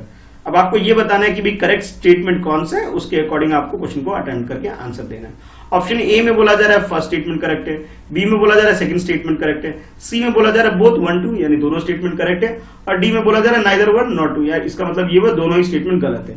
तो आपके अकॉर्डिंग करेक्ट आंसर क्या है वो बताना है। ठीक है, चलिए क्वेश्चन को आप अटेम्प्ट कर लीजिए। तो इस क्वेश्चन का जो करेक्ट आंसर है, करेक्ट आंसर इसका सी है। सी का मतलब ये हुआ कि दोनों स्टेटमेंट, फर्स्ट और सेकंड, दोनों स्टेटमेंट बिल्कुल करेक्ट है। यानी कि जो हमारी कंट्री में कंपनीज एक्ट 1956 है, जब भी किसी एनबीएफसी कंपनी को रजिस्टर्ड करना होता है, यानी कि नॉन बैंकिंग फाइनेंशियल कंपनीज को अगर एक्ट रजिस्टर करना होता है, किस एक्ट के अंदर करते हैं, कंपनीज एक्ट 1956 के अंदर इसे रजिस्टर किया जाता है। और इसमें जो मेनली जो काम किया जाता है वो क्या किया जाता है, वो कुछ इस तरह के काम यानी कि लीज से रिलेटेड, कुछ हायर करने से, इंश्योरेंस से related business, chit chat business, जो चिट फंड वगैरह जो होते हैं उससे रिलेटेड बिजनेस। ठीक है, किसी चीज को हायर करना, कोई मतलब कहने का लोन वगैरह एडवांस, तो इस लोन वगैरह और बाकी जो चीजें ना, कहने का मतलब ये कि फाइनेंशियल हेल्प प्रोवाइड करना, ठीक है, वो काम करती है नॉन बैंकिंग कंपनी। ठीक है, ये बोला जा रहा है, जो बोला जा रहा था फर्स्ट स्टेटमेंट, ये बिल्कुल करेक्ट है। अच्छा, सेकंड स्टेटमेंट के अंदर अब बात कर लेते हैं, जिसके अंदर ये बोला गया था कि ये एग्रीकल्चर एक्टिविटी और प्रोडक्शन एक्टिविटी से रिलेटेड चीजों को इंक्लूड नहीं करता। ये बात भी बिल्कुल सही है।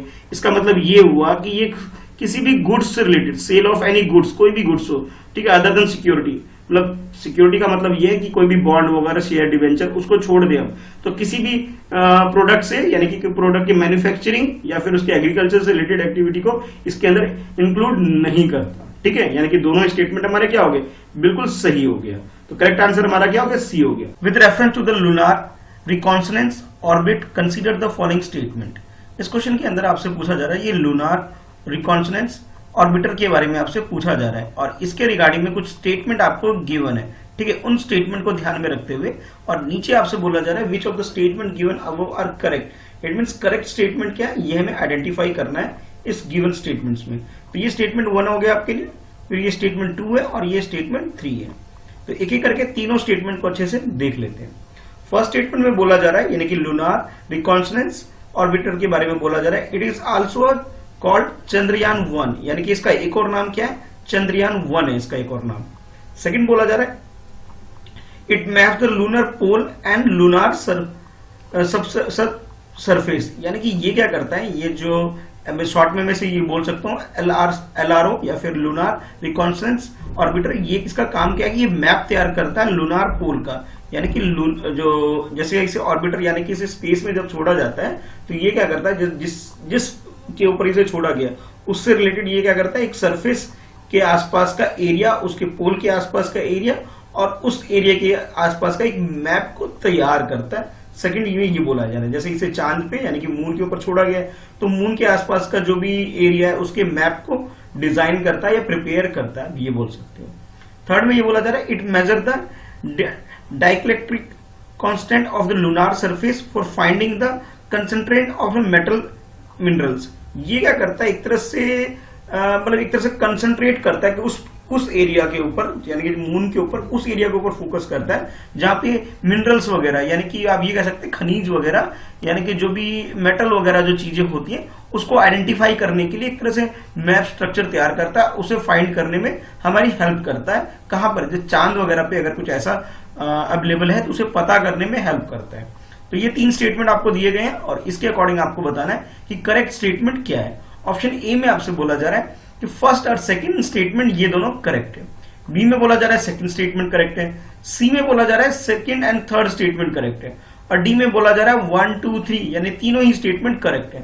तो आपके अकॉर्डिंग लूनार रिकॉन्सनेंस ऑर्बिटर के बारे में आपको ये 3 स्टेटमेंट दे दिए गए। तीनों स्टेटमेंट के हिसाब से बताइए सही आंसर इसका क्या है।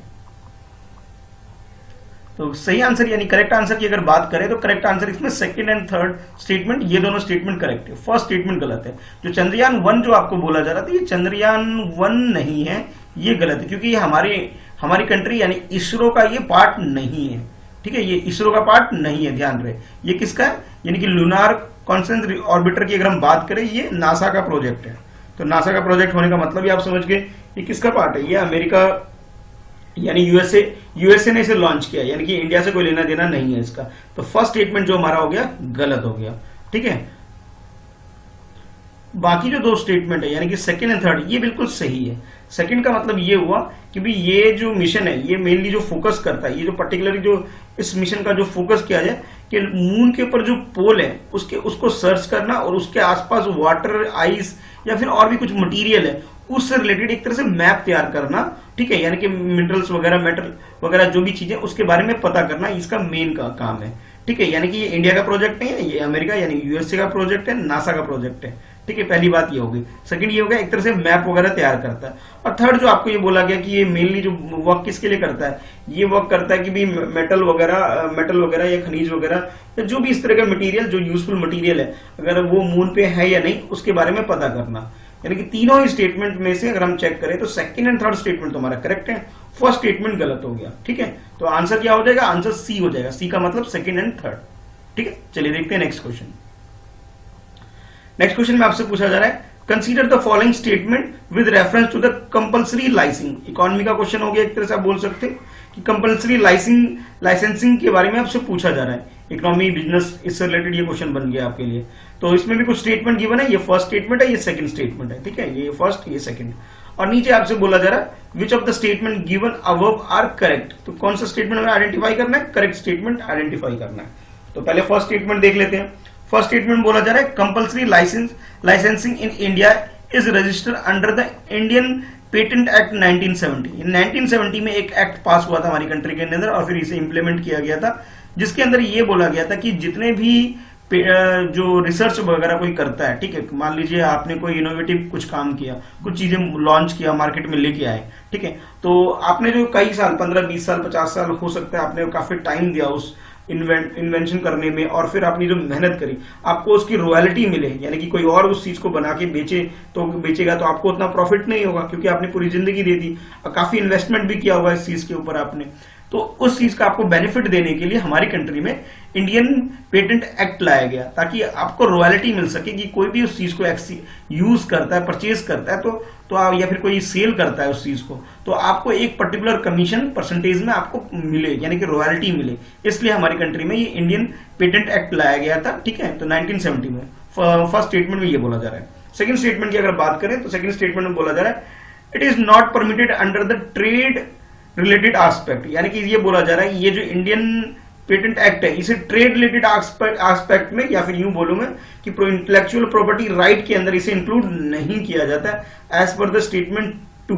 ये 2 स्टेटमेंट आपके पास है, आप दोनों स्टेटमेंट के हिसाब से क्वेश्चन को अटेम्प्ट कर लीजिए। ऑप्शन ए में बोला जा रहा है कि फर्स्ट स्टेटमेंट करेक्ट है, बी में बोला जा रहा है सेकंड स्टेटमेंट करेक्ट है और सी में बोला जा रहा है बोथ 1 and 2 यानी कि दोनों ही स्टेटमेंट करेक्ट है। और डी में बोला जा रहा है neither one not two, it means दोनों स्टेटमेंट क्या है, गलत है।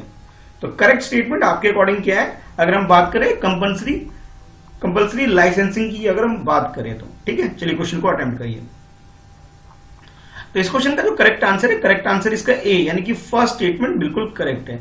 यानी कि ये जो कंपल्सरी लाइसेंसिंग है, इसे हमारी कंट्री में इंडियन पेटेंट एक्ट 1970 के तहत इसे रेगुलेट किया गया, ताकि लोगों को, यानी कि जो रिसर्च वगैरह, रिसर्च एंड डेवलपमेंट फील्ड में काम करते हैं, उन्हें बेनिफिट पहुंचाया जा सके, ये इस मकसद से हमारी कंट्री में इसे लाया गया। यानी फर्स्ट स्टेटमेंट तो बिल्कुल करेक्ट हो गया। अब बात करते हैं सेकंड स्टेटमेंट के अंदर। तो सेकंड स्टेटमेंट में ये जो बोला जा रहा है कि ये जैसे आप ये पढ़ पा रहे हो स्टेटमेंट, ये बोला जा रहा है कि भी इट इज नॉट परमिटेड। क्या बोला जा रहा है, नॉट परमिटेड, ये परमिट नहीं किया जाता इंटेलेक्चुअल प्रॉपर्टी राइट को, ऐसी बात नहीं है, बल्कि उल्टा बोल दिया गया इसके अंदर, बल्कि इंटेलेक्चुअल प्रॉपर्टी राइट को प्रोटेक्ट करने के लिए ही तो लाया गया है ये इंडियन पेटेंट एक्ट। यानी कि आपने जो अपने इंटेलेक्चुअल यूज करके, अपना रिसर्च वगैरह यूज करके आपने कुछ चीजें इन्वेंशन करी, ठीक है, वो यानी कि आपका एक राइट हो गया, उसको प्रोटेक्ट करने के लिए, उसके ट्रेड रिलेटेड एस्पेक्ट को सेव करने के लिए, आपको बचाने के लिए आपके लिए ये लाया गया। यानी कि नॉट वर्ड जो ये गलत हो गया, ठीक है। यानी कि हमारा ये बोल सकते हैं फर्स्ट स्टेटमेंट करेक्ट है, सेकंड स्टेटमेंट गलत है। थोड़ा और डिटेल में जान लेते हैं कि भाई वर्ल्ड लेवल पे, यानी कि जो वर्ल्ड लेवल पे, यानी WTA यानी वर्ल्ड ट्रेड ऑर्गेनाइजेशन ने भी इसे बोला है कि इस तरह का, यानी कि इंटेलेक्चुअल प्रॉपर्टी राइट एक्ट, यानी कि जिसे शॉर्ट में जो बोला जाता है कि TRPS, यानी कि trade related aspect of intellectual property, ये एग्रीमेंट साइन हुआ है ऑल ओवर वर्ल्ड, जिसमें ये कंडीशन रखी गई कि जो भी इंटेलेक्चुअल प्रॉपर्टी राइट्स हैं, इसे पूरे वर्ल्ड वाइड इसे फॉलो किया जाएगा।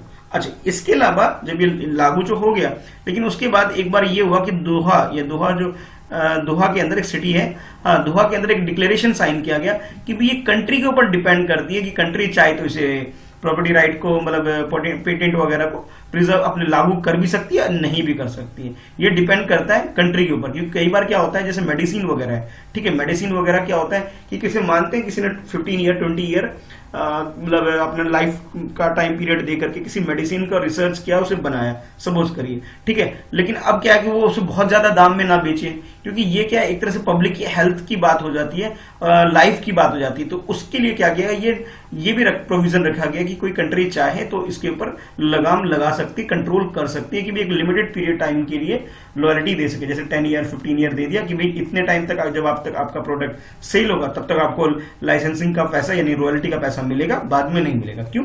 बाद में इसे नॉर्मल ट्रीट कर लिया जाएगा और हर कोई इसको प्रोड्यूस कर सकता है, क्योंकि हमें इसे वर्ल्ड वाइड लोगों की लाइफ सेव करनी है। तो ये दोहा डिक्लेरेशन के ऊपर, ये कंट्री के ऊपर छोड़ दिया गया है इसके ऊपर, ठीक है। यानी कि ये बोल सकते हो फर्स्ट स्टेटमेंट हमारा करेक्ट है, सेकंड स्टेटमेंट हमारा गलत हो गया, ठीक है। तो आंसर ए हो गया। चलिए देखते हैं नेक्स्ट क्वेश्चन। नेक्स्ट क्वेश्चन में आपसे पूछा जा रहा है, ये पॉलिटी बेस्ड क्वेश्चन है, कुछ स्टेटमेंट गिवन है, ये स्टेटमेंट 1 है और इसके बाद ये स्टेटमेंट 2 है, दोनों स्टेटमेंट दिया गया और उसके अकॉर्डिंग आपको पूछा जा रहा है कि भाई क्वेश्चन को पढ़िए और उसके बाद आंसर करिए। और नीचे बोला जा रहा है which of the statement given above are correct. तो करेक्ट स्टेटमेंट क्या है, ये आपको आइडेंटिफाई करना है इसके अंदर, ठीक है। चलो पहले स्टेटमेंट पढ़ लेते हैं, पॉलिटी बेस्ड क्वेश्चन है, ठीक है। तो फर्स्ट स्टेटमेंट में ये बोला जा रहा है आपसे, it is the discretion of the prime minister to furnish any information to the president under the article 78 of the constitution. ये बोला जा रहा है आर्टिकल 78 जो हमारी कॉन्स्टिट्यूशन के अंदर है, उसके ऊपर ये प्राइम मिनिस्टर को एक तरह से, अब ये कह सकते हैं एक तरह से ये मतलब राइट देता है, एक तरह से अधिकार देता है कि वो कुछ भी इंफॉर्मेशन को प्रेसिडेंट को प्रस्तुत करे या ना करे, प्रेजेंट करे या ना करे, ये उसके विवेक के ऊपर, ये उसकी मर्जी के ऊपर डिपेंड करता है।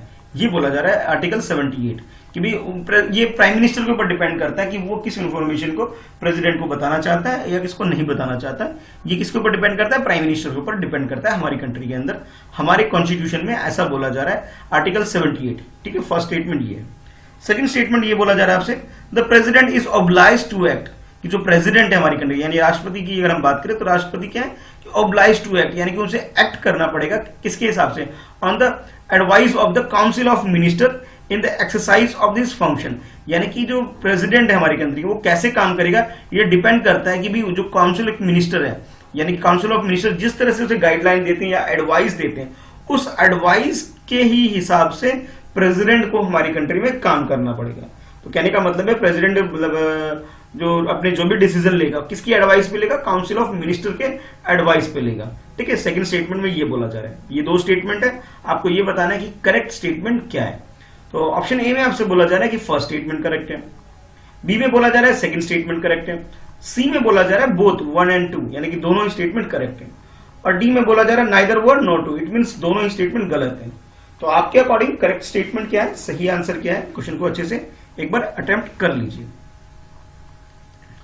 तो इस क्वेश्चन का जो करेक्ट आंसर है, करेक्ट आंसर इसका बी है, यानी बी का मतलब ये हुआ कि सेकंड स्टेटमेंट ही सिर्फ सही है, फर्स्ट स्टेटमेंट गलत है। अब गलत क्या है वो समझ लेते हैं। तो गलत ये है कि आर्टिकल 78 जो है ये बात करता है हमारी कंट्री में जो प्राइम मिनिस्टर होते हैं यानी प्रधानमंत्री की ड्यूटीज के रिलेटेड, ये हमारे कॉन्स्टिट्यूशन में आर्टिकल है जिसमें ये बताया गया है कि भी प्राइम मिनिस्टर की ड्यूटी क्या क्या होंगी, क्या क्या उसके कर्तव्य और उसे क्या क्या काम करना है। तो ये जो बोला गया था आपके अंदर स्टेटमेंट कि भी ये प्राइम मिनिस्टर के ऊपर डिपेंड करता है वो किस इंफॉर्मेशन को प्रेसिडेंट तक लेके जाए या ना लेके जाए, ये किस पर डिपेंड करता है, प्राइम मिनिस्टर पर। ये बिल्कुल बात गलत है, बल्कि ये है कि जो भी इंफॉर्मेशन होगा, जो भी काम होंगे या जो भी एक्शन लिए जाएंगे उन सबको कम्युनिकेट करना प्रेसिडेंट तक, सारी डिसीजन को, यानी देश के अंदर जितने भी डिसीजन लिए जा रहे हैं काउंसिल ऑफ मिनिस्टर के द्वारा और वो सारी जो इंफॉर्मेशन है वो प्रेसिडेंट तक पहुंचाएगा कौन, प्राइम मिनिस्टर पहुंचाएगा। ये प्राइम मिनिस्टर की ड्यूटी है, ठीक है। ये उसके विवेक के ऊपर नहीं है कि वो अपनी मर्जी इंफॉर्मेशन प्रोवाइड करे या ना करे,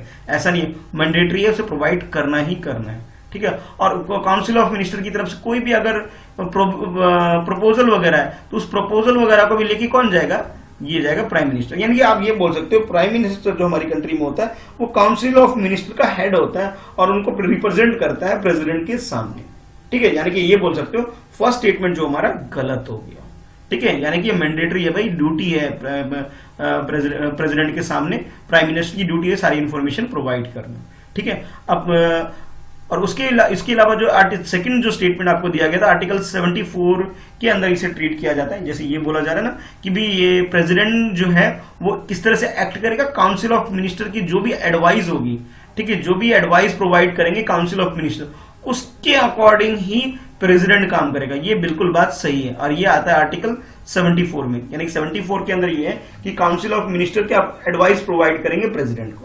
और आर्टिकल 78 में ये बोला जा रहा है कि प्राइम मिनिस्टर की ड्यूटी क्या है अगर हम ये बात करें तो, ठीक है। तो ये दोनों स्टेटमेंट आपको पता होना चाहिए कि इसमें मिस्टेक क्या हो गई थी, ठीक है। तो आप ये बोल सकते हैं सेकंड स्टेटमेंट तो बिल्कुल ठीक है, फर्स्ट स्टेटमेंट गलत है। अब थोड़ा और डिटेल में बात कर लेते हैं।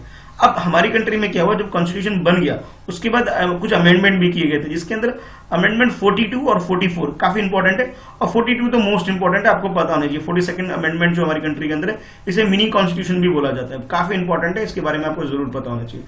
तो ये इन दोनों अमेंडमेंट के तहत ये बोला गया कि जो प्राइम मिनिस्टर प्रेसिडेंट जो हमारी कंट्री में जो एक्ट करेगा वो काउंसिल ऑफ मिनिस्टर के एडवाइस पे एक्ट करेगा। यानी कि आप ये बोल सकते हो हमारी कंट्री के अंदर जो कॉन्स्टिट्यूशन है उसके अंदर जो ये प्रोविजन लाया गया उसे आर्टिकल अमेंडमेंट 42 यानी 42nd जो अमेंडमेंट हुआ उसके तहत इसे जोड़ा गया था, ठीक है। तो करेक्ट आंसर हमारा बी हो गया। चलिए देखते हैं नेक्स्ट क्वेश्चन को। नेक्स्ट क्वेश्चन में आपसे पूछा जा रहा है कि with reference to the winter diesel, अब ये टर्म क्या है ये आपको क्लियर होना चाहिए। Winter diesel recently developed by the Indian oil corporation, जिसे शॉर्ट में IOC भी बोला जाता है, कि इंडियन ऑयल कॉर्पोरेशन ने एक टर्म डेवलप किया जिसका नाम रखा गया है कि विंटर डीजल। अब ये विंटर डीजल क्या है, अगर आपने थोड़ा बहुत न्यूज़पेपर को फॉलो करते हो तो इस क्वेश्चन का आंसर आप बहुत आसानी से दे सकते हो, ठीक है। यहाँ पे भी दो स्टेटमेंट इसके रिगार्डिंग में दिया गया, फर्स्ट स्टेटमेंट ये है और सेकंड स्टेटमेंट ये है, और नीचे आपसे बोला गया कि भी which of the statement given above are correct. तो करेक्ट स्टेटमेंट क्या है ये आइडेंटिफाई करना है।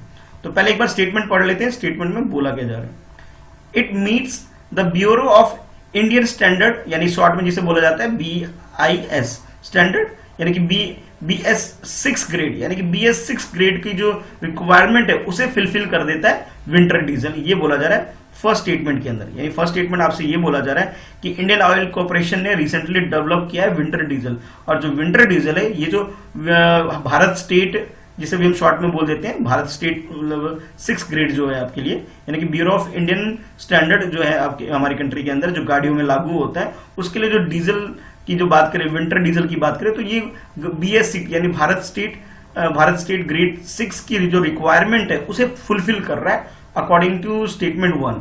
स्टेटमेंट 2 में बोला जा रहा है कि lower viscosity enable it remain fluid in the freezing condition, यानी कि जो फ्रीजिंग कंडीशन भी हो जाती है, ठीक है, यानी कि कई बार क्या होता है बहुत ज्यादा ठंड एरिया में अगर अपनी गाड़ी लेके जाओगे तो वहां पे एक फ्यूल जो होता है, फ्यूल यानी कि पेट्रोल डीजल वगैरह वगैरह, ठीक है, तो ये क्या होता है लिक्विड से ये क्या हो जाती है बिल्कुल कोल्ड में जम जाती है, फ्रिज हो जाती है, और जिस तरह से गाड़ी को चलाना बड़ा मुश्किल काम हो जाता है। तो ये बोला जा रहा है कि ये जो BS6 है, BS6 की जो रिक्वायरमेंट है, उसमें जो कंडीशन है उसको फुलफिल करता है विंटर डीजल, और साथ ही साथ ये फ्रीजिंग कंडीशन में भी फ्लूइड कंडीशन में रहता है।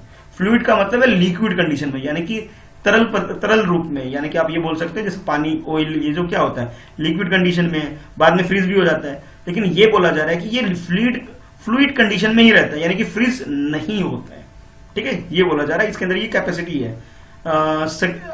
सेकंड स्टेटमेंट में ये बोला जा रहा है। अब आपको ये बताना है कि भी करेक्ट स्टेटमेंट क्या है। ऑप्शन ए में बोला जा रहा है फर्स्ट स्टेटमेंट करेक्ट है, बी में बोला जा रहा है सेकंड स्टेटमेंट करेक्ट है, सी में बोला जा रहा है बोथ 1 and 2 यानी दोनों स्टेटमेंट करेक्ट है, और डी में बोला जा रहा है नाइदर 1 nor 2 यानी कि दोनों ही स्टेटमेंट क्या हमारे गलत है। ठीक है, चलिए आप क्वेश्चन को अटेम्प्ट कर ले। आई होप क्वेश्चन समझ में आ गया होगा। चलिए आप क्वेश्चन को अटेम्प्ट करके आंसर बताइए, और हाँ कमेंट बॉक्स में लिखा भी करें कि सही आंसर क्या है नहीं है, जो भी आपके सजेशन है। चलिए क्वेश्चन को अटेम्प्ट करिए। तो इस क्वेश्चन का जो करेक्ट आंसर है, करेक्ट आंसर इसका सी है। सी का मतलब ये हुआ कि दोनों स्टेटमेंट फर्स्ट और सेकंड दोनों स्टेटमेंट क्या हमारे बिल्कुल करेक्ट है। ठीक है, यानी कि आप थोड़ा डिटेल में जान लेते हैं भी है क्या। तो हमारी कंट्री में इंडियन ऑयल कॉर्पोरेशन, जिसे शॉर्ट में हम लोग बोल देते हैं IOC, इंडियन ऑयल कॉर्पोरेशन एक अप्रूवल लेके आई थी किसके सामने, कि भी एक अप्रूवल के लिए अप्रोच किया था directorate general of quality assurance, जिसे शॉर्ट में DGQA, यानी कि हमारी कंट्री के अंदर जो मॉनिटर करती है फ्यूल को, उसका जो एक तरह एपेक्स बॉडी आप बोल सकते हैं। क्या नाम है इसका? डायरेक्टरेट, ये देखो मैं अंडरलाइन कर रहा हूं, directorate general of quality assurance, जो कि फ्यूल की क्वालिटी को चेक करती है। तो उसने इसे अप्रूव कर दिया था इंडियन ऑयल कॉर्पोरेशन के द्वारा, जो इन्होंने विंटर डीजल जो इसने बनाया था इसे अप्रूव कर दिया था कि भी ये हाई एल्टीट्यूड में, यानी कि जो ऊंचे एरिया है जहां ठंड ज्यादा होती है उस एरिया में इसे यूज किया जा सकता है। अब किस तरह के एरिया, जैसे लद्दाख वगैरह जहां पे बहुत ज्यादा कोल्ड एरिया होता है। कुछ और भी है, जैसे लद्दाख एरिया हो गया, लद्दाख, कारगिल, काजा, कायलोंग उधर है अरुणाचल प्रदेश में। तो कुछ इस तरह के जो एरिया है, ठीक है, उस एरिया में क्या होता है कि जो टेम्परेचर होता है बहुत ज्यादा नीचे चला जाता है, तो फ्रीजिंग कंडीशन क्रिएट हो जाती है, जिसमें क्या होता है लिक्विड वगैरह, जो लिक्विड कंडीशन में जो हमारे पास पेट्रोल डीजल वगैरह होता है जम जाता है, जिससे गाड़ियां चलाना बड़ा मुश्किल, एक प्रॉब्लम हो जाती है फ्रीजिंग। तो वहां पे क्या है कि विंटर डीजल क्रिएट किया गया है इंडियन ऑयल कॉर्पोरेशन के द्वारा, और इसे इसने यानी कि DGQA से अप्रूव कर दिया है कि भी इस तरह की प्रॉब्लम यानी फ्रीजिंग प्रॉब्लम को सॉल्व हो जाएगी, और इस तरह जो भी व्हीकल है उसे हम रन कर सकते हैं इस तरह के एक्सट्रीम वेदर कंडीशन में, जहां की ये डर होता है कि भी फ्यूल वगैरह जम जाते हैं, तो वहां ये जमेगा नहीं। इसके अंदर ये मतलब इस तरह की क्वालिटी रखी गई है इस डीजल में, ये बोला जा रहा है। यानी कि ये स्टेटमेंट, फर्स्ट स्टेटमेंट बिल्कुल करेक्ट है। अच्छा, अब सेकंड स्टेटमेंट क्या है? सेकंड स्टेटमेंट जिसमें ये बोला गया था कि ब्यूरो ऑफ इंडियन स्टैंडर्ड, कि उसके अंदर जो उसका जो ब्यूरो ऑफ इंडियन स्टैंडर्ड के हिसाब से BS6 की गाड़ी आप जैसे हमारी कंट्री में आने वाली है, तो उसकी जो रिक्वायरमेंट है, उसकी रिक्वायरमेंट को भी ये विंटर डीजल क्या कर रही है, फुलफिल कर दे रही है। तो ये बात भी बिल्कुल ठीक हो गई। और ये क्या करते हैं, मेंटेन कर देती है लो विस्कोसिटी भी ये मेंटेन करती है। तो आप ये बोल सकते हो कि दोनों स्टेटमेंट, फर्स्ट भी और सेकंड भी, दोनों स्टेटमेंट क्या हो गए हमारे बिल्कुल करेक्ट हो गए। तो आंसर हमारा सी हो गया। चलिए देखते हैं नेक्स्ट क्वेश्चन। नेक्स्ट क्वेश्चन बहुत इजी है, आपसे पूछा जा रहा है where is the Sakteng wild life sanctuary located, यानी कि आपको लोकेशन बताना है इस वाइल्ड लाइफ सेंचुरी का, जिसका नाम है साकटेंग वाइल्ड लाइफ सेंचुरी। इसकी लोकेशन क्या है, कहां पर इसकी लोकेशन है, इसके बारे में आपको आंसर करना है। ऑप्शन ए में बोला जा रहा है म्यांमार के अंदर है, ऑप्शन बी में बोला जा रहा है हमारी कंट्री यानी इंडिया के अंदर है, ऑप्शन सी में बोला जा रहा है ये भूटान के अंदर है, और ऑप्शन डी में बोला जा रहा है कि ये नेपाल के अंदर है। तो अगर आप थोड़ा सा भी national park, wild life sanctuary ये सब पढ़ते हैं, यानी कि प्रोटेक्टेड एरिया के बारे में थोड़ा भी पढ़ते हैं आप, तो आप इस क्वेश्चन का आंसर बहुत इजीली दे सकते हैं। ये साकटेंग वाइल्ड लाइफ सेंचुरी की लोकेशन कहां पर है, ठीक है, और रिसेंटली ये न्यूज में, इसलिए आपसे क्वेश्चन पूछा जा रहा है। चलिए क्वेश्चन को अटेम्प्ट करिए। तो इस क्वेश्चन का जो करेक्ट आंसर है, करेक्ट आंसर इसका सी, यानी कि ये जो इसकी जो लोकेशन है भूटान के अंदर। चलो इसकी लोकेशन एक बार देख लेते हैं, फिर डिटेल में डिस्कस करेंगे। तो जैसा कि आप हमारी कंट्री को क्या इस मैप को देख पा रहे हैं, पहले इस छोटे मैप को देखिए जिसमें मैं इंडिया का मैप लेके आया हूं आपके लिए, ठीक है। और ये जो नॉर्थ ईस्ट का पार्ट है, ये जो येलो सर्कल मूव कर रहा हूं, इसके बैकग्राउंड में देखिए डार्क सर्कल भी बना रखा है मैंने। तो जैसे आप ये देख पा रहे हैं, ठीक है, ये देख पा रहे हैं, तो ये नॉर्थ ईस्ट यानी कि नॉर्थ ईस्ट के आसपास का एरिया, जहां नॉर्थ ईस्ट आप असम, वेस्ट बंगाल, अरुणाचल प्रदेश का जो रीजन है, ठीक है, सिक्किम भी आप बोल सकते हैं इस रीजन। तो यहाँ पे जो भूटान का एरिया है, ठीक है, यहाँ इसकी लोकेशन है, तो आप ये बोल सकते हो कि जो इसकी लोकेशन है भूटान के अंदर है। अच्छा, भूटान के अंदर जो ये जो एरिया है जो अरुणाचल प्रदेश से टच करता है, जरा देखिए इधर, अरुणाचल प्रदेश से जो टच करता है, अरुणाचल प्रदेश के आसपास ये देखिए ये वाला एरिया, ठीक है, यहाँ पे ये लोकेशन है इसकी, साक्टेंग वाइल्ड लाइफ सेंचुरी। अच्छा, अब जान लेते हैं भी इसकी न्यूज में होने की वजह क्या है। यानी कि आपको ये तो पता लग गया इसकी लोकेशन भूटान के अंदर है, ठीक है, भूटान की जो ईस्ट वाला एरिया है जो कि हमारी कंट्री से टच करता है, अरुणाचल के आसपास का जो एरिया है, ठीक है, वहां पे इसकी लोकेशन है। तो अभी क्या हुआ कि रिसेंटली 58 ग्लोबल इन्वायरमेंट फैसिलिटी की एक सबमिट हुई थी, और ये जो सबमिट हुई ऑनलाइन मीटिंग हुई थी एक, तो इसके अंदर चाइना ने क्लेम किया कि भी ये साक्टेंग वाइल्ड लाइफ सेंचुरी जो ये हमारा पार्ट है। भाई चाइना की तो आप आदत हो गई है हर किसी के एरिया को अपना एरिया बताना, ठीक है, अरुणाचल प्रदेश को भी अपना एरिया बताता है वो, जबकि एक्चुअल में अरुणाचल प्रदेश हमारा पार्ट है। और ये देखिए वो अरुणाचल प्रदेश को भी अब जंप करके अब तो वो भूटान में भी घुस रहा है, और भूटान के अंदर बोल रहा है कि ये वाला जो एरिया ये हमारा एरिया है, यानी कि जो साक्टेंग वाइल्ड लाइफ सेंचुरी जो है ये हमारे टेरिटरी के अंदर आता है, ये चाइना ये क्लेम कर रहा था। तो भूटान ने बिल्कुल रिजेक्ट कर दिया कि भाई ये तो हमारी कंट्री का पार्ट है, आप कैसे बोल सकते हो कि हमारा है। तो यानी कि ये जो बोला जा रहा है चाइना की जो क्लेम थी इसे कंप्लीटली भूटान ने रिजेक्ट कर दिया, ठीक है। तो ये अभी न्यूज में बन गया था, जिसकी वजह से आपसे क्वेश्चन पूछा जा रहा है साक्टेंग वाइल्ड लाइफ सेंचुरी कहाँ है। तो ये भूटान के ईस्ट वाले रीजन में, ठीक है, ईस्ट पोर्शन में आप बोल सकते हो। करेक्ट आंसर हमारा क्या होगा, सी यानी कि Bhutan. Consider the following statement, इस क्वेश्चन के अंदर आपके पास कुछ स्टेटमेंट गिवन है, ये फर्स्ट स्टेटमेंट है और इसके नीचे ये सेकंड स्टेटमेंट है। दोनों स्टेटमेंट को ध्यान में रखते हुए नीचे आपसे बोला जा रहा है which of the statement given above are correct. तो करेक्ट स्टेटमेंट जो सा भी है वो आपको आइडेंटिफाई करना है, उसके अकॉर्डिंग ये चार ऑप्शन में से सही आंसर आपको चूज करना है। तो फर्स्ट स्टेटमेंट में बोला जा रहा है plague is caused by the bacteria found in the small mammals and their fleas. तो ये बोला जा रहा है कि जो प्लेग्स होते हैं, ठीक है, वो पाए जाते हैं कहाँ, बैक्टीरिया के अंदर पाए जाते, वो जो होते हैं वो बैक्टीरिया की वजह से होते हैं, जो मैमल्स वगैरह में पाए जाते हैं, ठीक है। सेकंड स्टेटमेंट में आपसे बोला जाए plague is the only transmitted between the animal and human, यानी ह्यूमन के बीच में और एनिमल के बीच में जो डायरेक्ट कांटेक्ट जब होता है उसके थ्रू ये ट्रांसमिट होते हैं, ऐसा बोला जा रहा है सेकंड स्टेटमेंट के अंदर। और आपसे पूछा जा रहा है कि करेक्ट आंसर इसका क्या है। करेक्ट स्टेटमेंट को ध्यान में रखते हुए आपको आंसर अटेम्प्ट करना है। तो ऑप्शन ए में आपसे बोला जा रहा है कि फर्स्ट स्टेटमेंट करेक्ट है, ऑप्शन बी में आपसे बोला जा रहा है सेकंड स्टेटमेंट करेक्ट है, सी में बोला जा रहा है बोथ 1 and 2 यानी कि दोनों ही स्टेटमेंट करेक्ट है, और डी में बोला जा रहा है नाइदर 1 nor 2, इट मींस दोनों स्टेटमेंट क्या है, गलत है। तो करेक्ट आंसर आपके अकॉर्डिंग क्या है उस हिसाब से क्वेश्चन को अटेम्प्ट करिए। तो इस क्वेश्चन का जो करेक्ट आंसर है, करेक्ट आंसर इसका ए है। ए का मतलब ये हुआ कि ये फर्स्ट स्टेटमेंट है, सिर्फ फर्स्ट स्टेटमेंट करेक्ट है। इट मींस ये हुआ जो प्लेग की हम बात करें ये किसकी वजह से, it is caused by the bacteria Yersinia patties की वजह से, येर्सिनिया पेटीज की वजह से ये कॉज्ड होता है, इसकी वजह से ये फैलता है, आप ये बोल सकते हैं। और ये पाया जाता है किसके अंदर, स्मॉल मैमल्स जो होते हैं उसके अंदर ये पाया जाता है, ठीक है। और इसे हम इस तरह के जो इन्फेक्शन होते हैं, प्लेग के जो इन्फेक्शन होते हैं, 2 पार्ट्स में आप डिवाइड कर सकते हैं। ये बोवेनिक और फिनोमिक कैटेगरी के अंदर आप इसे डिवाइड कर सकते हैं, ठीक है, इसे 2 कैटेगरी के अंदर डिवाइड कर सकते हैं। और ये जो बोला गया आपसे कि ये डायरेक्ट कांटेक्ट से, यानी ह्यूमन और एनिमल के बीच में जब डायरेक्ट कांटेक्ट होता है उसकी वजह से ये फैलता है, ये बात बिल्कुल गलत है। यानी कि फर्स्ट स्टेटमेंट जो है, फर्स्ट स्टेटमेंट ये हमारा सही है, तो करेक्ट आंसर हमारा ए हो जाएगा। अब देखते हैं नेक्स्ट क्वेश्चन। इस क्वेश्चन में आपसे पूछा जा रहा है consider the following statement regarding काटसा। अब ये काटसा क्या है, अगर आपको इसको फुल फॉर्म भी आती है तो आप इस क्वेश्चन को बहुत इजीली अटेम्प्ट कर पाएंगे। और इस क्वेश्चन के अंदर भी आपके पास 2 स्टेटमेंट है और आपसे पूछा जा रहा है कि करेक्ट स्टेटमेंट क्या है, उसके अकॉर्डिंग अपने आंसर को अटेम्प्ट करिए। तो फर्स्ट स्टेटमेंट में बोला जा रहा है it is a United nation resolution that impose sanction on Iran, Syria and north Korea.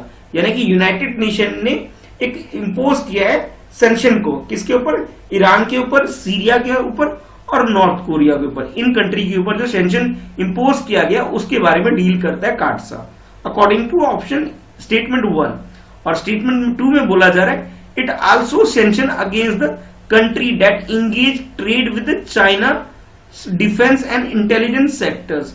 यानी कि चाइना के डिफेंस और इंटेलिजेंस सेक्टर के साथ जो भी कंट्री डील करती है, उसकी एंगेजमेंट है, उसके साथ ट्रेड करती है, उन सारी कंट्री के ऊपर क्या सैंक्शन लगाया जाता है, ये बोला जा रहा है सेकंड स्टेटमेंट के अंदर। तो अगर काटसा के बारे में अगर आपको फुल फॉर्म भी पता है तो बहुत इजीली इस क्वेश्चन का आंसर कर पाएंगे। तो आपके पास जो ऑप्शन है, ऑप्शन ये बोला जा रहा है कि ए में कि फर्स्ट स्टेटमेंट करेक्ट है, बी में बोला जा रहा है सेकंड स्टेटमेंट करेक्ट है, सी में बोला जा रहा है बोथ 1 एंड 2 दोनों स्टेटमेंट करेक्ट है, और डी में आपसे बोला जा रहा है नाइदर 1 नॉट 2, इट मींस दोनों ही स्टेटमेंट गलत है। तो आपके अकॉर्डिंग करेक्ट स्टेटमेंट क्या है, क्वेश्चन को अटेम्प्ट कर लीजिए एक बार। तो इस क्वेश्चन का जो करेक्ट आंसर है, करेक्ट आंसर इसका डी है। डी का मतलब ये हुआ कि इसका आंसर नाइदर 1 नॉट 2, यानी कि दोनों ही स्टेटमेंट गलत है। अब गलत क्यों समझ लेते हैं, इसका यूनाइटेड नेशंस से यानी कि यूएन से कोई मतलब नहीं है काटसा का। काटसा की अगर आप फुल फॉर्म जैसे कि आप यहां देख पा रहे हैं, countering America's adversaries through sanction act, यानी कि अमेरिका क्या करता है, जो भी उसके अगेंस्ट में जो कंट्री यानी कि उसके एक तरह से आप ये कह सकते हैं जो उसकी दुश्मन कंट्री है उसके ऊपर ये एक्ट लागू करता है काटसा उसके ऊपर, और जो उस कंट्री के साथ यानी कि जो कंट्री अमेरिका की दुश्मन कंट्री है उसके साथ अगर कोई कुछ ट्रेड करता है मिलिट्री वगैरह इस तरह से रिलेटेड किसी प्रोडक्ट के ऊपर, तो उसके ऊपर अमेरिका क्या करती है, सैंक्शन लगाती है। तो उसके अंदर कौन कौन सी कंट्री है तो वो आप देख लीजिए। तो इसके अंदर ईरान, नॉर्थ कोरिया और रशिया, इन 3 कंट्री के साथ अगर कोई ट्रेड वगैरह करता है, ठीक है, और ट्रेड किसका, ट्रेड अगर किसी आर्मी से रिलेटेड कोई वेपन वगैरह इस तरह की ट्रेड करता है उस कंट्री के ऊपर ये इंपोज करती है, यानी कि फर्स्ट स्टेटमेंट हमारा गलत हो गया। अच्छा, सेकंड स्टेटमेंट में ये बोला गया कि ये चाइना से रिलेटेड, जो चाइना से ट्रेड करता है, नहीं जी, चाइना से कोई लेना देना नहीं है। जो कि ईरान से ट्रेड कर ले या फिर नॉर्थ कोरिया से ट्रेड कर ले या रशिया से साथ अगर कोई ट्रेड कर लेता है किससे रिलेटेड, डिफेंस से रिलेटेड, उसके ऊपर ये काटसा एक्ट लागू करते हैं अमेरिकन लोग, ठीक है। तो अब ये न्यूज में होने की वजह ये कि हमारी कंट्री इंडिया ने अभी रिसेंटली रशिया के साथ S-400 मिसाइल डिफेंस सिस्टम जो है इसको लेने के लिए एक डील साइन किया, और इसकी वजह से, ठीक है, इसकी वजह से जो अमेरिका एक जो हमसे नाराज हो गया और हमारे ऊपर ये काटसा एक्ट लागू कर रहा है, क्योंकि हम रशिया के साथ डील साइन कर चुके हैं, ठीक है, इसकी वजह ये। और इससे पहले, इंडिया से पहले, यानी कि S-400 को रशिया का जो ये advance long range surface to air missile defence system है, इसे रशिया से पहले चाइना ने रशिया से इस चीज को पहले ही खरीद चुकी है, यानी कि इंडियन गवर्नमेंट जो परचेज करने जा रही है अभी रिसेंटली, इससे पहले चाइना भी ये डिफेंस सिस्टम रशिया से पहले ही खरीद चुकी है। तो भाई ये उन कंट्री के ऊपर लागू होता है जो कि नॉर्थ कोरिया, ईरान या रशिया के साथ कोई ट्रेड रिलेटेड डील करते हैं, अगर वो वेपन से हो या फिर कह सकते हो जो आर्मी से रिलेटेड कोई चीजें लेते हैं उसके ऊपर लागू किया जाता है। तो करेक्ट आंसर हमारा डी हो गया, इट मींस दोनों ही स्टेटमेंट गलत हो गए। चलिए देखते हैं नेक्स्ट क्वेश्चन। नेक्स्ट क्वेश्चन में आपसे बोला जा रहा है with reference to the lithium consider the following statement. Lithium के बारे में यहाँ पे 3 स्टेटमेंट है। अब तीनों स्टेटमेंट को ध्यान में रखते हुए आपको ये बताना है कि कौन सा स्टेटमेंट करेक्ट है, ठीक है। जोन से भी स्टेटमेंट आपको सही लगता है उसके अकॉर्डिंग आपको आंसर करना है, ठीक है। अब स्टेटमेंट में देख लेते हैं। तो फर्स्ट स्टेटमेंट में बोला जा रहा है it is the light inflammable metal which is mainly used in the battery. Battery वगैरह में जो यूज किया जाता है वो एक तरह क्या यूज किया जाता है, लिथियम यूज किया जाता है, ठीक है। ये एक तरह से मेटल है जो कि इनफ्लेमेबल नेचर का है। अच्छा, दूसरा आपसे बोला जा रहा है second statement it is produce through stellar. ये किससे प्रोड्यूस होता है, सेटलर न्यूक्लियो सिंथेसिस के थ्रू ये प्रोड्यूस होता है, ये बोला जा रहा है सेकंड स्टेटमेंट के अंदर। और थर्ड स्टेटमेंट में बोला जा रहा है it is used in the treatment of mental health disorder, यानी कि मेंटल हेल्थ डिसऑर्डर में भी इसे यूज किया जाता है। और इसे ये बोला जा रहा है कि जो प्रोड्यूस होता है वो सेटलर न्यूक्लियोसिस के थ्रू ये प्रोड्यूस होता है, ठीक है। तो ये 3 स्टेटमेंट आपको दे दिए गए। अब आपको ये बताना है कि भाई इसमें करेक्ट स्टेटमेंट कौन सा है। ऑप्शन ए में बोला जा रहा है फर्स्ट स्टेटमेंट करेक्ट है, बी में बोला जा रहा है सेकंड स्टेटमेंट करेक्ट है, सी में बोला जा रहा है बोथ 1 एंड 2 यानी कि दोनों स्टेटमेंट फर्स्ट और सेकंड करेक्ट है, और डी में बोला जा रहा है 1 2 3 यानी कि तीनों स्टेटमेंट करेक्ट है। तो आपके अकॉर्डिंग जो भी आपको सही आंसर लग रहा है लिथियम के बारे में क्वेश्चन को अटेम्प्ट करिए, ठीक है, कि सही आंसर क्या होगा। तो इसका जो करेक्ट आंसर है, करेक्ट आंसर का डी है। डी का मतलब ये हुआ ये तीनों ही स्टेटमेंट बिल्कुल करेक्ट है। यानी कि जो लिथियम की बात करें, लिथियम आयन आपने बैटरी वगैरह भी सुना होगा कि मोबाइल वगैरह में लिथियम आयन बैटरी होती है, यानी कि बैटरी को बनाने के लिए लिथियम आयन यूज किया जाता है, यानी कि फर्स्ट स्टेटमेंट बिल्कुल करेक्ट हो गया। सेकंड स्टेटमेंट में ये बोला गया कि भाई ये जो है, जैसे आप सेकंड स्टेटमेंट को देख रहे हैं कि ये प्रोड्यूस कैसा होता है, तो इसके बारे में बताया गया कि न्यूक्लियोसिंथेसिस प्रोसेस के थ्रू, सेटलर न्यूक्लियोसिंथेसिस प्रोसेस के थ्रू ये प्रोड्यूस होता है। ये स्टेटमेंट भी बिल्कुल करेक्ट है। और थर्ड जो है, यानी कि ये प्रोड्यूस के बारे में जो बोला गया, ये वाला स्टेटमेंट भी करेक्ट हो गया, फर्स्ट भी, यानी कि दोनों स्टेटमेंट करेक्ट हो गया। और थर्ड ये बोला गया जो मेंटल हेल्थ या उसे डिसऑर्डर से रिलेटेड ट्रीटमेंट के लिए भी इसे यूज किया जाता है, यानी कि तीनों ही स्टेटमेंट हमारे क्या हो गए, बिल्कुल सही हो गया। ठीक है, तो करेक्ट आंसर क्या हो गया, करेक्ट आंसर डी हो गया। देखते हैं नेक्स्ट क्वेश्चन। तो नेक्स्ट क्वेश्चन में आपसे पूछा जा रहा है with reference to the national bureau of plant genetic resource. ठीक है, किसके बारे में बात की जा रही है, national bureau of plant genetic resources, उसके बारे में कुछ स्टेटमेंट गिवन है। ये फर्स्ट स्टेटमेंट है, ये सेकंड स्टेटमेंट है, और आपसे पूछा जा रहा है कि करेक्ट स्टेटमेंट कौन सा है। ठीक है, तो पहले एक करके स्टेटमेंट देख लेते हैं। फर्स्ट स्टेटमेंट में आपसे बोला जा रहा है it was started in the response of the realisation of perceived effect of the green revolution on agro biodiversity, यानी कि ग्रीन रेवोल्यूशन जब हुआ था एग्रो बायोडाइवर्सिटी के ऊपर, तब इसे स्टार्ट करने की जरूरत पड़ी थी हमारी कंट्री के अंदर, ये बोला जा रहा है। सेकंड ये बोला जा रहा है सेकंड स्टेटमेंट, इस स्टेटमेंट के अंदर it help to crop improvement and diversification through the germplasm introduction through the various foreign country, यानी कि ये आप बोल सकते हैं कि किसी भी क्रॉप के अंदर, ठीक है, किसी भी क्रॉप के अंदर उसकी क्वालिटी को इंप्रूव करने के लिए इसमें जर्म प्लाजा के थ्रू इसके इंट्रोडक्शन के थ्रू इसे बेहतर बनाया जाता है, यानी कि क्रॉप की क्वालिटी को इनहेंस किया जाता है। और ये कब स्टार्ट हुआ था, ये ग्रीन रिवोल्यूशन के आसपास की बात की जा रही है। तो ये दो स्टेटमेंट है, अब आपको ये बताना है कि करेक्ट स्टेटमेंट कौन सा है।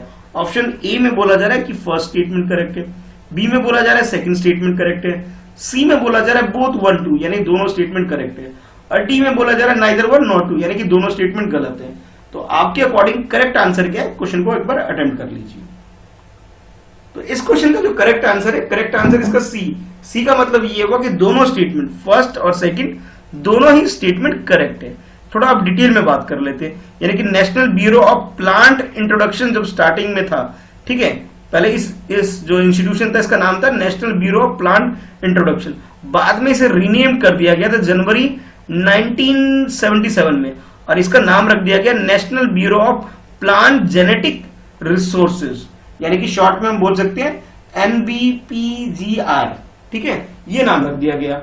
अच्छा, उसके बाद ये जो बोला जा रहा है फर्स्ट स्टेटमेंट के अंदर जो आपसे बोला जा रहा था कि भाई इसके स्टार्ट कब किया गया, ग्रीन रेवोल्यूशन की, बिल्कुल सही बात है। 1970s के आसपास हमारी कंट्री में, इस डेकेड के आसपास हमारी कंट्री में क्या था, ग्रीन रेवोल्यूशन हुआ था, और उसके तहत इसे इंट्रोड्यूस किया गया था, ठीक है, यानी कि आप बोल सकते हैं 1974 1977 के आसपास का जो टाइम पीरियड था, यानी कि आप 70 के पास 80 डेकेड जब स्टार्ट हुआ था तब इसे इंट्रोड्यूस किया गया था हमारी कंट्री के अंदर, बिल्कुल सही बात है, यानी कि फर्स्ट स्टेटमेंट करेक्ट हो गया।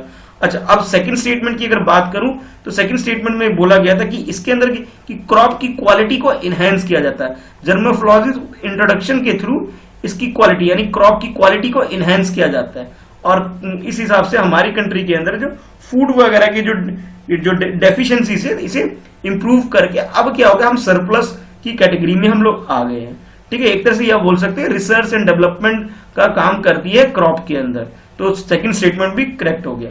अच्छा, अब आपको यह भी पता होना चाहिए कि ये जो इंस्टीट्यूशन है ये किसके अंदर आती है, ये आती है Indian council of agriculture research यानी कि ICAR के अंतर्गत ये आती है, और ये किसके अंदर आती है, ये आती है ministry of agriculture and farmer welfare के अंदर, ये जो इंस्टीट्यूशन है ये आती है इस मिनिस्ट्री के अंदर। ये कुछ ये बेसिक फैक्ट है जो आपको पता होना चाहिए, ठीक है। तो करेक्ट आंसर हमारा क्या हो गया, सी हमारा करेक्ट आंसर हो गया, ठीक है, यानी कि दोनों ही स्टेटमेंट करेक्ट है। चलिए देखते हैं नेक्स्ट क्वेश्चन। नेक्स्ट क्वेश्चन में आपसे पूछा जा रहा है with reference to the golden birdwing के बारे में आपसे पूछा जा रहा है, उसके रिगार्डिंग में यहाँ आपके पास दो स्टेटमेंट है, ये फर्स्ट स्टेटमेंट, ये सेकंड स्टेटमेंट। अब आपको ये बताना है which of the statement given above are correct, it means correct statement को हमें आइडेंटिफाई करना है और उसके अकॉर्डिंग ही हमें आंसर देना है। तो फर्स्ट स्टेटमेंट में बोला जा रहा है it is a species of migratory birds, यानी कि ये एक तरह से गोल्डन बर्ड विंग जो है वो क्या है, एक स्पीसीज है किसकी, माइग्रेटरी बर्ड्स की एक स्पीसीज है, ये बोला जा रहा है। जो माइग्रेटरी बर्ड होते हैं ना, जो एक जगह से दूसरी जगह जाते रहते हैं इन्वायरमेंट के चेंज होने की वजह से, एक प्लेस पे दूसरी प्लेस पे जो शिफ्ट करते हैं, उसके बारे में बोला जा रहा है फर्स्ट स्टेटमेंट के अंदर। सेकंड स्टेटमेंट में बोला जा रहा है it is mostly found in the Himalayan region, यानी कि हिमालयन रीजन जो हिमालय के आसपास के जितनी एरिया है उस एरिया में ये पाए जाते हैं, सेकंड स्टेटमेंट में बोला जा रहा है। और आपसे ये पूछा जा रहा है कि करेक्ट स्टेटमेंट क्या है, ये बताइए। ऑप्शन ए में बोला जा रहा है फर्स्ट स्टेटमेंट करेक्ट है, बी में बोला जा रहा है सेकंड स्टेटमेंट करेक्ट है, सी में बोला जा रहा है बोथ 1 and 2 यानी कि दोनों स्टेटमेंट करेक्ट है, और डी में बोला जा रहा है नाइदर 1 nor 2 यानी कि दोनों ही स्टेटमेंट गलत है। तो करेक्ट आंसर क्या है ये बताइए। क्वेश्चन को अटेम्प्ट करिए। तो इस क्वेश्चन का जो करेक्ट आंसर है, करेक्ट आंसर इसका बी है। बी का मतलब ये हुआ सिर्फ सेकंड स्टेटमेंट ही हमारा करेक्ट है, यानी कि ये कहां पाया जाता है, हिमालयन एरिया में पाया जाता है। अच्छा, अभी गोल्डन बर्ड विंग क्या है, ये एक बर्ड नहीं है बल्कि ये बटरफ्लाई की एक स्पीसीज है। किसकी है, बटरफ्लाई की स्पीसीज है। तो आप ये बोल सकते हो ये इसको दूसरा नाम भी है इसका, हिमालयन बटरफ्लाई, ठीक है, इस नाम से भी जाना जाता है। इसका मतलब ये क्लियर हो गया कि भाई बर्ड नहीं है, तो यानी कि फर्स्ट स्टेटमेंट जो हमारा वो बिल्कुल गलत हो गया। ठीक है, अब सेकंड स्टेटमेंट की बात कर लेते हैं। तो सेकंड स्टेटमेंट में जो बोला कि ये हिमालयन रीजन का जो आसपास का एरिया है, ठीक है, उधर ये पाया जाता है, ये बात बिल्कुल सही है। ठीक है, अब ये जान लेते हैं अब न्यूज में क्या। अभी रिसेंटली क्या हुआ, हमारी कंट्री के अंदर एक लार्जेस्ट बटरफ्लाई डिस्कवर की गई है, जो कि 88 ईयर के बाद देखा गया है, और उस स्पीसीज का ही नाम है गोल्डन बर्ड विंग। ठीक है, और इसे ये बोला जा रहा है कि भाई इसे जो देखा गया है ये हमारी कंट्री के अंदर दीदी हाट जो कि उत्तराखंड में इसका फीमेल वर्जन यानी कि फीमेल स्पीसीज पाया गया है, और जो मेल स्पीसीज है जिसे वानकहार बटरफ्लाई बोला जाता है, ये शिलोंग की एक म्यूजियम के अंदर यानी मेघालय में पाया गया है। ठीक है, यानी कि ये बोल सकते हो सेकंड स्टेटमेंट हमारा करेक्ट हो गया, फर्स्ट स्टेटमेंट गलत हो गया। इट मींस ऑप्शन बी हमारा करेक्ट आंसर है। Which of the following country share border with Persian gulf. इसमें कुछ कंट्री के नाम गिवन है जो कि पर्शियन गल्फ के साथ बॉर्डर शेयर करते हैं। आपको उन कंट्री को आइडेंटिफाई करना है। तो कंट्री आपके पास है Iran, Kuwait, Yemen, Oman, Qatar, Saudi Arabia, ये कुछ कंट्री है, और आपसे पूछा जा रहा है कि इनमें से कौन सी कंट्री है जो पर्शियन गल्फ के साथ बाउंड्री शेयर करती है, यानी कि जो गल्फ रीजन है, पर्शियन गल्फ रीजन है, उसके साथ जो बॉर्डर इसका टच होता है, वो कंट्री आपको आइडेंटिफाई करना है इसके अंदर। तो आपके पास जो ऑप्शन है कुछ इस तरह से है। ऑप्शन ए में आपसे बोला जा रहा है कि first, second, third and fifth, यानी थर्ड को छोड़ करके, ठीक है, बाकी सारी कंट्री आप थर्ड और सिक्स को छोड़ करके बाकी कंट्री बोली जा रही है ऑप्शन ए में। बी में आपसे बोला जा रहा है second, third, fourth, fifth and six, यानी कि फर्स्ट यानी ईरान को छोड़ के बाकी कंट्री के बारे में बोला जा रहा है ऑप्शन बी के अंदर। सी में आपसे बोला जा रहा है first, second, fourth, fifth, six, यानी थर्ड कंट्री। थर्ड का मतलब यमन को छोड़ के बाकी कंट्री शेयर करती है बाउंड्री पर्शियन गल्फ के साथ। और सी ऑप्शन के बाद अब डी ऑप्शन में आपसे बोला जा रहा है कि भी जितनी भी कंट्री है सारी की सारी कंट्री ये बॉर्डर शेयर करती है पर्शियन गल्फ के साथ। तो क्वेश्चन को अच्छे से अटेम्प्ट कर लीजिए एक बार। तो इस क्वेश्चन का जो करेक्ट आंसर है, आई होप आपने क्वेश्चन अटेम्प्ट कर लिया होगा, करेक्ट आंसर इसका सी है। सी का मतलब ये हुआ सिर्फ थर्ड कंट्री, थर्ड का मतलब ये वाली कंट्री, देखिए थर्ड कंट्री यानी कि जो यमन है, यमन को छोड़ करके बाकी सारी कंट्री क्या बॉर्डर शेयर करती है पर्शियन गल्फ के साथ। पर्शिया ईरान का पुराना नाम है और उस वजह से इसका नाम पर्शियन गल्फ रखा गया। ठीक है, ये जो रीजन आप देख रहे हो ब्लू कलर के, ये जो पोर्शन है ये यहां से स्टार्ट होकर के सारा ये क्या है, ये सारा का सारा कौन सा एरिया, पर्शियन गल्फ है। और इसके साथ जो बॉर्डर शेयर करने वाली कंट्री है वो कुछ इस तरह से Bahrain, Iran, Iraq, Kuwait, Oman, Qatar, Saudi Arabia और इसके अलावा यूएई। ठीक है, ये कंट्री है, लेकिन यमन कंट्री शेयर नहीं करती है क्योंकि जो ओमान है, ये जो ओमान आपको कंट्री दिख रहा है, ये कंट्री ओमान के नीचे है यमन, यानी कि यमन तो बॉर्डर शेयर नहीं करती है, बट ये बाकी जो कंट्री है ये शेयर करती है अपनी बॉर्डर। ओमान शेयर करती है, ठीक है, ओमान देखिए यहाँ पे शेयर कर रही है। उसके बाद ये यूएई भी ये पूरा शेयर कर रहा है। उसके बाद ये बहरीन यहाँ पे कर रहा है, बहरीन के कुवैत यहाँ पे कर रहा है, इराक, ईरान, ये सारी कंट्री बॉर्डर शेयर करती है। सऊदी अरेबिया तो इस रीजन में सबसे बड़ी कंट्री है, तो ये भी बॉर्डर शेयर करती है। तो इस हिसाब से हमारे इसका क्वेश्चन का जो करेक्ट आंसर हो जाएगा, करेक्ट आंसर सी हो जाएगा। चलिए देखते हैं नेक्स्ट क्वेश्चन को। Consider the following statement regarding the trade logistic. Trade logistic के को ध्यान में रखते हुए आपको ये स्टेटमेंट यानी स्टेटमेंट 1 और ये स्टेटमेंट 2 को ध्यान से रीड करना है और उसके बाद आपने बताना है which of the statement given above are correct. Correct statement कौन सा है इसके अंदर, ये आपको आइडेंटिफाई करना है।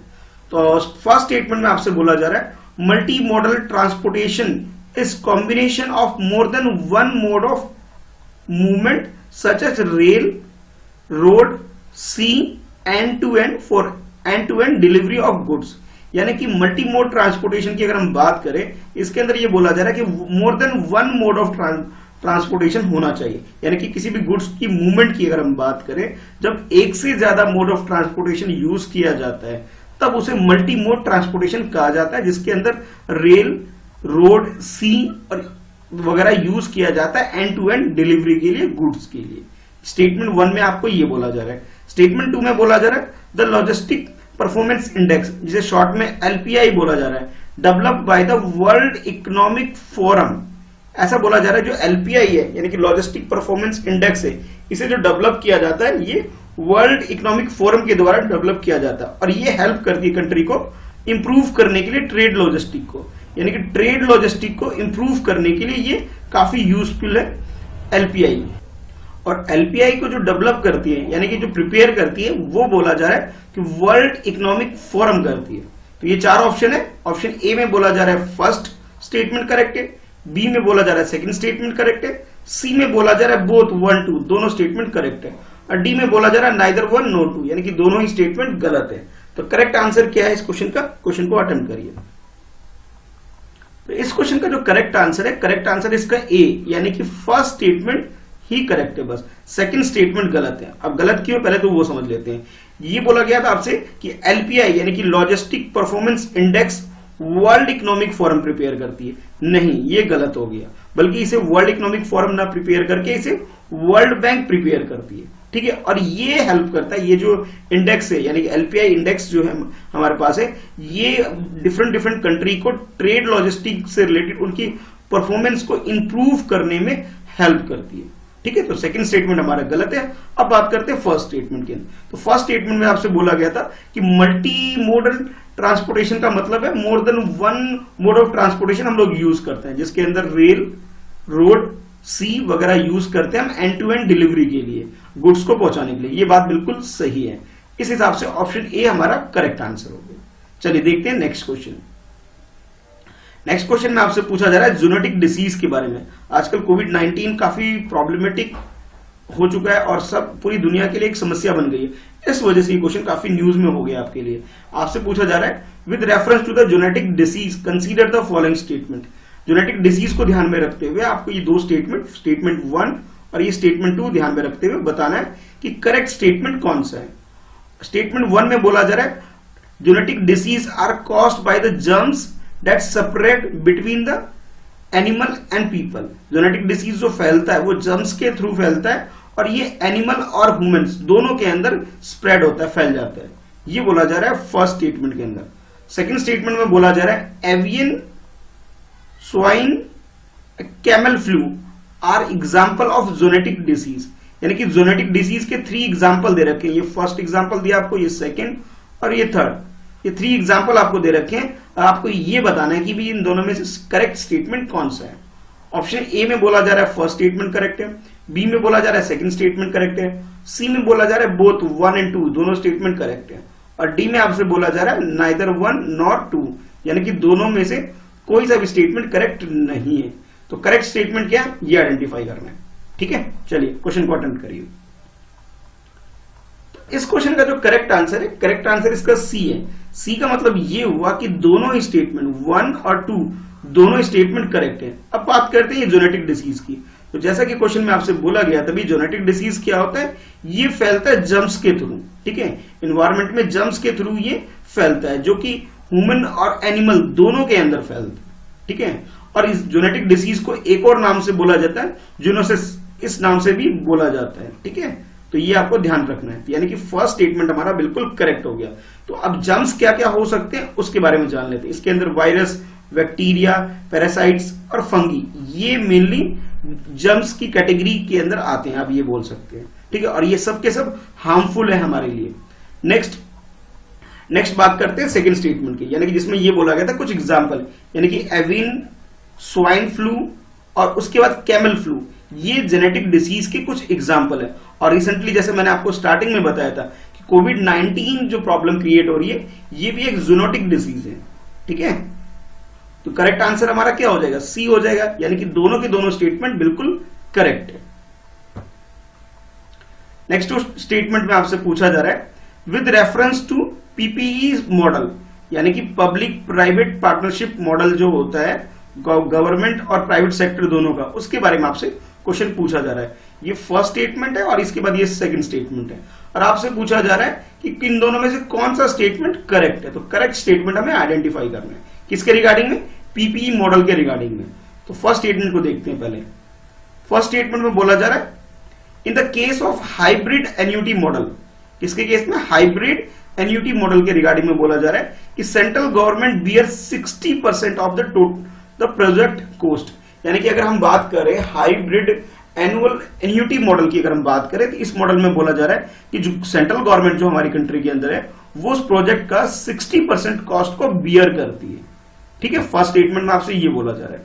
और सेकंड स्टेटमेंट में आपसे बोला जा रहा है कि अंडर द इंजीनियरिंग, अब ये आपको कुछ कैटेगरी बताया जा रहा है, under the engineering procurement and construction model the cost of completely borne by the government, यानी कि these are the few models जहां पे ऐसा हो रहा है कि जो कॉस्ट होता है इंप्लीमेंटेशन का सारा बोर्न किसके द्वारा, यानी कि किसके द्वारा वहन किया जाता है, उठाया किसके जाता है? गवर्नमेंट के थ्रू, गवर्नमेंट के द्वारा सारा कॉस्ट बियर किया जाता है, सेकंड स्टेटमेंट में बोला जा रहा है, ठीक है। तो आपको ये बताना है कौन कौन सा स्टेटमेंट इसमें करेक्ट है।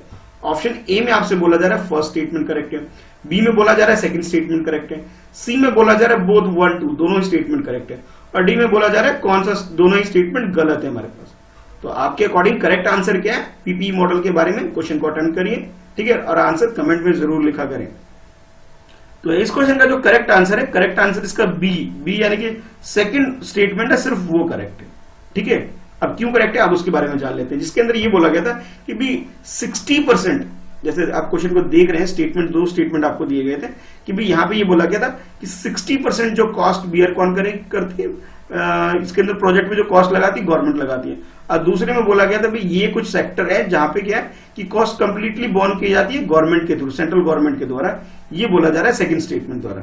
तो इसमें सेकंड स्टेटमेंट तो बिल्कुल सही है कि कुछ जो सिलेक्टेड सेक्टर्स हैं, कुछ सिलेक्टेड सेक्टर जो है जिसके अंदर हम बात कर सकते हैं कि भी कि कोई डिजाइन से रिलेटेड हो, कोई बिल्ड ऑपरेट और कुछ ऐसी चीजें जो ये 3 सेक्टर आपको गिवन है उसके अंदर, यानी कि ये बोल सकते हैं कि ईपीसी मॉडल के अंतर्गत जो कंप्लीटली जो कॉस्ट है वो तो बोर्न किया जाता है गवर्नमेंट के द्वारा, किसके रिगार्डिंग में? ईपीसी मॉडल के द्वारा, जिसके अंदर ये फील्ड आती है कौन कौन सी? Engineering, procurement and construction model. तो ये जो सेक्टर है यहां तो गवर्नमेंट पूरा कॉस्ट बियर करती है, इट मीन सेकंड स्टेटमेंट हमारा बिल्कुल करेक्ट हो गया, ठीक है। अच्छा, बात करते हैं फर्स्ट स्टेटमेंट के अंदर। तो फर्स्ट स्टेटमेंट के अंदर जो आपसे ये बोला जा रहा है कि 60% गवर्नमेंट इस प्रोजेक्ट में पैसा लगाती है, ये बोला जा रहा है फर्स्ट के अंदर। तो अभी रिसेंटली क्या हुआ है कि भी NHAI यानी कि national highway authority of India ने डिसाइड किया है कि भी कि जितना भी कंस्ट्रक्शन वर्क होता है रोड का वो प्राइवेट पब्लिक पार्टनरशिप मॉडल पे काम करवाया जाएगा, ये डिसाइड किया है NHAI ने, यानी कि national highway authority of India ने। और साथ ही साथ ये भी डिसाइड किया कि इसका जो कॉस्ट का जो 40% होगा, ठीक है, प्रोजेक्ट का 40% होगा वो गवर्नमेंट बियर करेगी। इट मींस ये हुआ कि 60% जो होगा प्राइवेट सेक्टर वो बियर करेगी। प्राइवेट सेक्टर कितना बियर करेगी? 60%, और 40% बियर करेगी सेंट्रल गवर्नमेंट, ठीक है। सेंट्रल गवर्नमेंट बियर करेगी 40% और 60% बियर करेगी प्राइवेट सेक्टर, ये बोला जा रहा है। यानी कि जो फर्स्ट स्टेटमेंट हमारा वो गलत हो गया, ठीक है।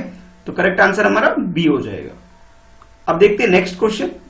नेक्स्ट क्वेश्चन में आपसे बोला जा रहा है with reference to the world bank group institution, ये क्वेश्चन आपसे वर्ल्ड बैंक ग्रुप इंस्टीट्यूशन के रिगार्डिंग में इकोनॉमी बेस्ड क्वेश्चन है, और आपके पास ये कुछ स्टेटमेंट है, स्टेटमेंट 1, स्टेटमेंट 2, और आपने बताना है कि भी करेक्ट स्टेटमेंट कौन सा है इन दोनों में, इसको ध्यान से पढ़ते हुए।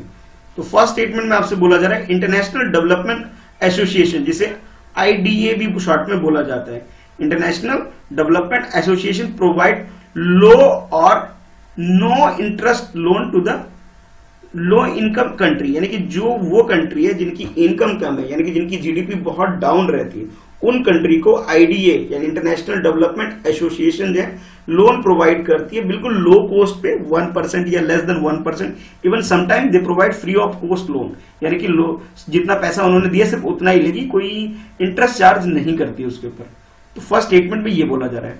सेकेंड स्टेटमेंट में आपसे बोला जाए कि मल्टीलेटरल गारंटी स्कीम, ठीक है, मल्टीलेटरल गारंटी स्कीम जिसे शॉर्ट में बोला जा रहा है MIGA, ensure lender and investor against the political risk, यानी कि MIGA जो है ये जिस तरह की हर कंट्री में पॉलिटिकल एक प्रेशर होता है प्राइवेट सेक्टर को, कॉर्पोरेट सेक्टर को, तो उस तरह की जो प्रॉब्लम क्रिएट होती है, ठीक है, तो उसके रिस्क को बियर करने के लिए ये काम करती है, मल्टीलेटरल गारंटी एजेंसी काम करती है, ये बोला जा रहा है सेकंड स्टेटमेंट के अंदर।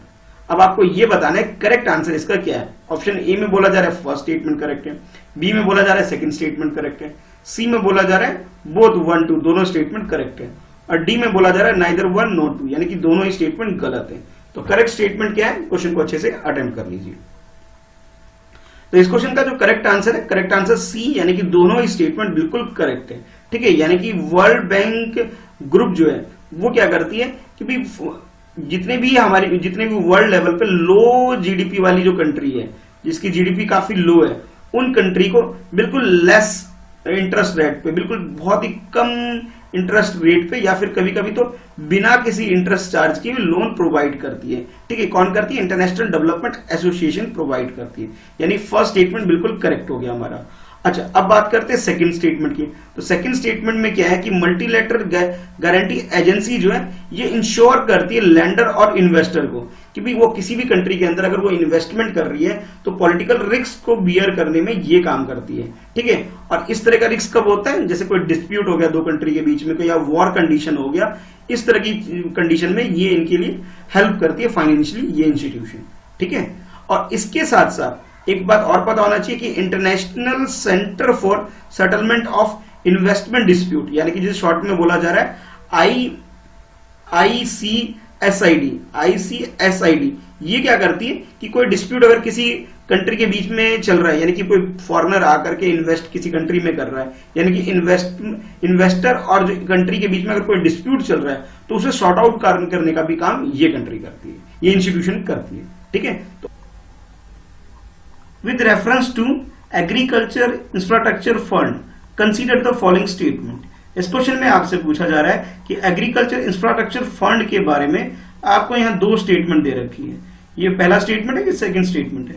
फर्स्ट स्टेटमेंट में आपसे बोला जा रहा है the fund strictly provide a short term डेब्ट फाइनेंसिंग फैसिलिटी, यानी कि जो फंड है ये एक तरह से फाइनेंशियल फैसिलिटी प्रोवाइड करती है शॉर्ट टर्म के लिए, ठीक है, ये बोला जा रहा है। For the investment in the post harvest management infrastructure project, यानी कि पोस्ट हार्वेस्ट मैनेजमेंट सिस्टम का मतलब यहां पर ये है, प्रोजेक्ट का मतलब कि एक बार जब हार्वेस्ट कंप्लीट हो जाते हैं, यानी क्रॉप को जब हम निकाल लेते हैं फील्ड से, उसके बाद मार्केट तक जाने में के बीच में जितनी भी चीजें होती है उसको इंक्लूड किया जाता है इसके अंदर, ठीक है। सेकेंड स्टेटमेंट में आपसे बोला जा रहा है the fund will be managed, इस फंड को manage and monitor through the online management information system MIS platform, यानी इस फंड को जो मैनेज किया जाता है MIS प्लेटफॉर्म के थ्रू मैनेजमेंट किया जाता है इसका, यानी कि मैनेजमेंट इंफॉर्मेशन सिस्टम को यूज किया जाता है इस फंड को मैनेज करने के लिए, ठीक है। तो अब आपको यह बताना है कि स्टेटमेंट करेक्ट कौन सा है इन दोनों स्टेटमेंट को। अगर हम बात करें एग्रीकल्चर इंफ्रास्ट्रक्चर फंड की, तो ऑप्शन ए में बोला जा रहा है फर्स्ट स्टेटमेंट करेक्ट है, बी में बोला जा रहा है सेकंड स्टेटमेंट करेक्ट है, और सी में बोला जा रहा है कि बोथ फर्स्ट एंड सेकंड दोनों करेक्ट है, और डी में बोला जा रहा है नाइदर 1 नॉट 2, इट मींस दोनों ही गलत है। तो आपके अकॉर्डिंग करेक्ट आंसर क्या है, क्वेश्चन को अच्छे से अटेम्प्ट कर लीजिए। तो इस क्वेश्चन का जो करेक्ट आंसर है, करेक्ट आंसर इसका बी है, बी का मतलब ये हुआ कि सेकंड स्टेटमेंट जो है वो करेक्ट है, फर्स्ट स्टेटमेंट गलत है। अब गलत क्या है ये समझ लेते हैं। तो ये जो फंड है एग्रीकल्चर इंफ्रास्ट्रक्चर फंड है, इसे यूनियन कैबिनेट ने इसे अप्रूवल दिया हुआ है इस फंड को, ठीक है। यानी कि ये बोल सकते हैं ये सेंट्रल सेक्टर स्कीम के अंतर्गत ये आता है, ठीक है। और ये जो क्वेश्चन में आपसे बोला गया था ये शॉर्ट टर्म पीरियड के लिए, बल्कि ये गलत है, ये शॉर्ट टर्म पीरियड के लिए नहीं बल्कि मीडियम टर्म और लॉन्ग टर्म डेब्ट्स के लिए फाइनेंसिंग फैसिलिटी प्रोवाइड की जाती है। इसका मतलब ये हुआ कि जो फर्स्ट स्टेटमेंट आपका गलत हो गया। गलत क्यों? क्योंकि क्वेश्चन में आपको दिया गया था शॉर्ट टर्म पीरियड के लिए, जबकि ये शॉर्ट टर्म नहीं है बल्कि ये मीडियम टर्म और लॉन्ग टर्म की इसमें बात की जा रही है, ठीक है। तो फर्स्ट स्टेटमेंट हमारा गलत हो गया। सेकंड स्टेटमेंट की अगर बात करें जिसमें ये बोला गया कि इसके अंदर फंड को जो मैनेज किया जाता है वो ऑनलाइन मैनेजमेंट सिस्टम यानी कि ऑनलाइन मैनेजमेंट इंफॉर्मेशन सिस्टम के थ्रू इसे मैनेज किया जाता है, जिसे शॉर्ट में MIS भी बोला जाता है। यानी कि इस फंड को यानी कि एग्रीकल्चर इंफ्रास्ट्रक्चर फंड को MIS प्लेटफॉर्म के थ्रू मैनेज किया जाता है, ठीक है। तो करेक्ट आंसर हमारा क्या हो गया? बी यानी कि सेकंड ऑप्शन करेक्ट है। नेक्स्ट क्वेश्चन में भी आपसे बोला जा रहा है कुछ स्टेटमेंट गिवन है और स्टेटमेंट को ध्यान में रखते हुए क्वेश्चन को अटेम्प्ट करना है। ये फर्स्ट स्टेटमेंट है, उसके बाद ये सेकंड स्टेटमेंट है। तो चलिए पहले स्टेटमेंट पढ़ लेते हैं। तो measles is contagious bacteria disease, first statement में बोला जा रहा है कि मीजल के बारे में बोला जा रहा है, ये कंटेजियस बैक्टीरियल डिसीज है ये। और सेकंड आपसे रूबेला के बारे में बताया जा रहा है, rubella is a mild viral infection है and that mostly affect children and young adult. यानी कि ये जो रूबेला है ये छोटे बच्चे और जो थोड़े से बड़े यानी कि यंग अडल्ट है उसको ये अफेक्ट करती है, ये बोला जा रहा है सेकंड स्टेटमेंट के अंदर। और आपसे पूछा जा रहा है which of the statement given above are correct. तो करेक्ट स्टेटमेंट क्या है ये हमें आइडेंटिफाई करना है इन दोनों स्टेटमेंट को ध्यान में रखते हुए। ऑप्शन ए में बोला जा रहा है फर्स्ट स्टेटमेंट करेक्ट है, बी में बोला जा रहा है सेकंड स्टेटमेंट करेक्ट है, सी में बोला जा रहा है बोथ 1 and 2 यानी कि दोनों स्टेटमेंट करेक्ट है, और डी में बोला जा रहा है कि नाइदर 1 nor 2 इट मींस दोनों ही स्टेटमेंट गलत है। तो करेक्ट आंसर क्या है क्वेश्चन का? क्वेश्चन को अटेम्प्ट कर लीजिए। तो इस क्वेश्चन का जो करेक्ट आंसर है, करेक्ट आंसर इसका बी है। बी का मतलब ये हुआ कि सेकंड स्टेटमेंट जो है वो सिर्फ करेक्ट है, फर्स्ट स्टेटमेंट गलत है। अब जान लेते हैं ऐसा क्यों है। तो मीजल के बारे में जो बोला जा रहा था ये मीजल के बारे में अगर आप डिटेल में हम लोग पढ़े तो ये मीजल क्या होता है? हाईली कंटेजियस वायरल डिजीज है ये, ठीक है। वहां पे कंटेजियस डिसीज बोला गया था बल्कि ये वायरल डिजीज है, कंटेजियस वायरल डिजीज है जो कि जिसकी वजह से डेथ तक हो जाती है ये बोला जा रहा है। और किसकी होती है? माल न्यूरिश्ड चिल्ड्रन की, यानी कि जो बच्चा को भोजन या फिर पोषण प्रॉपर तरीके से नहीं मिल पाता उन बच्चों के होने के चांसेस सबसे ज्यादा होते हैं। और इसकी वजह से क्या क्या चीजें हो सकती है? ब्लाइंडनेस हो सकती है और भी बहुत सारी बीमारियां हो सकती है इसकी वजह से। यानी कि ये हो गया कि फर्स्ट स्टेटमेंट जो हमारा गलत हो गया। अच्छा, अब सेकंड स्टेटमेंट की बात करें रूबेला की, तो रूबेला क्या है? Contagious generally mild viral infection है। यानी कि जो सेकंड स्टेटमेंट आपको जो बोला गया था ये स्टेटमेंट बिल्कुल सही है और ये बच्चों में और जो यंग अडल्ट है उसके अंदर ये बीमारी फैलती है। तो इसका मतलब ये हुआ कि सेकंड स्टेटमेंट हमारा करेक्ट है और फर्स्ट स्टेटमेंट गलत है। इसके अलावा जो रूबेला बीमारी है ये जो प्रेग्नेंट वुमेन होती है उनके अंदर भी होने के चांसेस ज्यादा होते हैं इसे, ठीक है।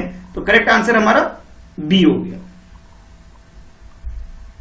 नेक्स्ट क्वेश्चन में आपसे पूछा जा रहा है ओपन स्काई एग्रीमेंट के बारे में और इसके बारे में आपके पास यहां कुछ स्टेटमेंट गिवन है। ये स्टेटमेंट 1 है और ये स्टेटमेंट 2 है। दोनों स्टेटमेंट को पढ़ना है आपने और क्वेश्चन को अटेम्प्ट करना है कि भाई सही आंसर इस क्वेश्चन का क्या हो सकता है, ठीक है। तो फर्स्ट स्टेटमेंट को पहले देखते हैं। It allow the airlines to operate an unlimited number of flights between selected city of 2 country. यानी कि ओपन स्काई एग्रीमेंट जो साइन होता है ये अलाउ करता है एयरलाइंस को कि वो 2 सिटी के बीच में टू डिफरेंट कंट्री के सिटीज के बीच में अनलिमिटेड टाइम्स वो फ्लाइट एयर कर सकते हैं, यानी कि जहाज उड़ा सकते हैं, ये बोला जा रहा है इस एग्रीमेंट के अंदर, ठीक है, अकॉर्डिंग टू स्टेटमेंट 1। और सेकंड स्टेटमेंट में आपसे बोला जा रहा है India does not have open sky agreement with any country, कि हमारी कंट्री ने अभी तक किसी भी कंट्री के साथ ओपन स्काई एग्रीमेंट साइन नहीं किया है अकॉर्डिंग टू स्टेटमेंट 2। अब हमें ये आइडेंटिफाई करना है कि इन दोनों स्टेटमेंट में करेक्ट स्टेटमेंट कौन सा है, अगर हम बात करें ओपन स्काई एग्रीमेंट की। ठीक है, तो ऑप्शन जो इस तरह से है आपके लिए, ऑप्शन ए में बोला जा रहा है फर्स्ट स्टेटमेंट करेक्ट है, बी में बोला जा रहा है सेकंड स्टेटमेंट करेक्ट है, और सी में बोला जा रहा है बोथ 1 and 2 दोनों ही स्टेटमेंट करेक्ट है, और डी में आपसे बोला जा रहा है नाइदर 1 nor 2, इट मींस दोनों ही स्टेटमेंट गलत है। तो करेक्ट स्टेटमेंट क्या है ये बताइए। तो इसका जो करेक्ट स्टेटमेंट है, करेक्ट आंसर जो इसका होगा वो होगा फर्स्ट स्टेटमेंट करेक्ट है, यानी कि ये जो ए ऑप्शन है वो हमारा बिल्कुल सही है। अब क्यों ऐसा, अब डिटेल में समझ लेते हैं ओपन स्काई एग्रीमेंट के बारे में। तो ओपन स्काई एग्रीमेंट जैसा कि स्टेटमेंट 1 में आपको बोला गया था कि दो कंट्री यानी कि दो कंट्री के बीच में एग्रीमेंट होता है, इस वजह से इसे बायलेटरल एग्रीमेंट भी हम बोल सकते हैं। ठीक है, और इस बायलेटरल एग्रीमेंट के थ्रू एयरलाइंस को ये हम पावर देते हैं कि भी वो एक कंट्री से दूसरी कंट्री के बीच में दो सिटी है, मान लीजिए सिटी ए एक कंट्री में और दूसरी कंट्री में सिटी बी है, तो उनके बीच में एन नंबर ऑफ टाइम यानी कि कितनी बार भी अनलिमिटेड टाइम्स वो एयर फ्लाइट उड़ सकती है, यानी कि जहाज उड़ाया जा सकता है, इनके बीच में ये एग्रीमेंट होता है। यानी कि ये पैसेंजर फ्लाइट भी उड़ाई जा सकती है और कार्गो सर्विस भी प्रोवाइड की जा सकती है।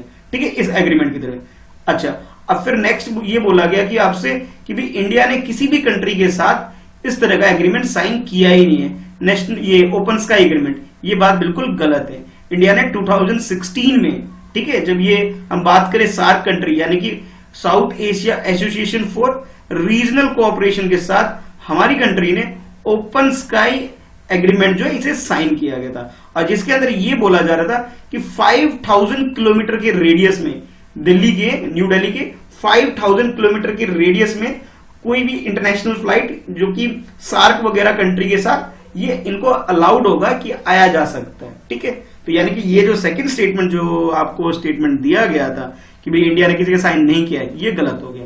फर्स्ट स्टेटमेंट बिल्कुल सही है। बाकी थोड़ा और डिटेल में जान लेते हैं। इंडिया के साथ कुछ और भी कंट्री है जिसके साथ इंडिया ने ये साइन किया हुआ है, जैसे Greece, Jamaica, Guyana, Finland, USA और जापान। ये कुछ ऐसी कंट्री है जिसके साथ इंडिया ने ओपन स्काई एग्रीमेंट को साइन किया हुआ है, यानी सार्क कंट्री के अलावा कुछ और भी कंट्री है। ठीक है, तो करेक्ट आंसर हमारा क्या हो गया, ए हो गया, यानी कि फर्स्ट स्टेटमेंट करेक्ट है, सेकंड स्टेटमेंट गलत है। भाई इतने सारी एग्रीमेंट साइन कर रखा है हमारी कंट्री ने और कहा जा रहा है साइन नहीं किया हुआ है।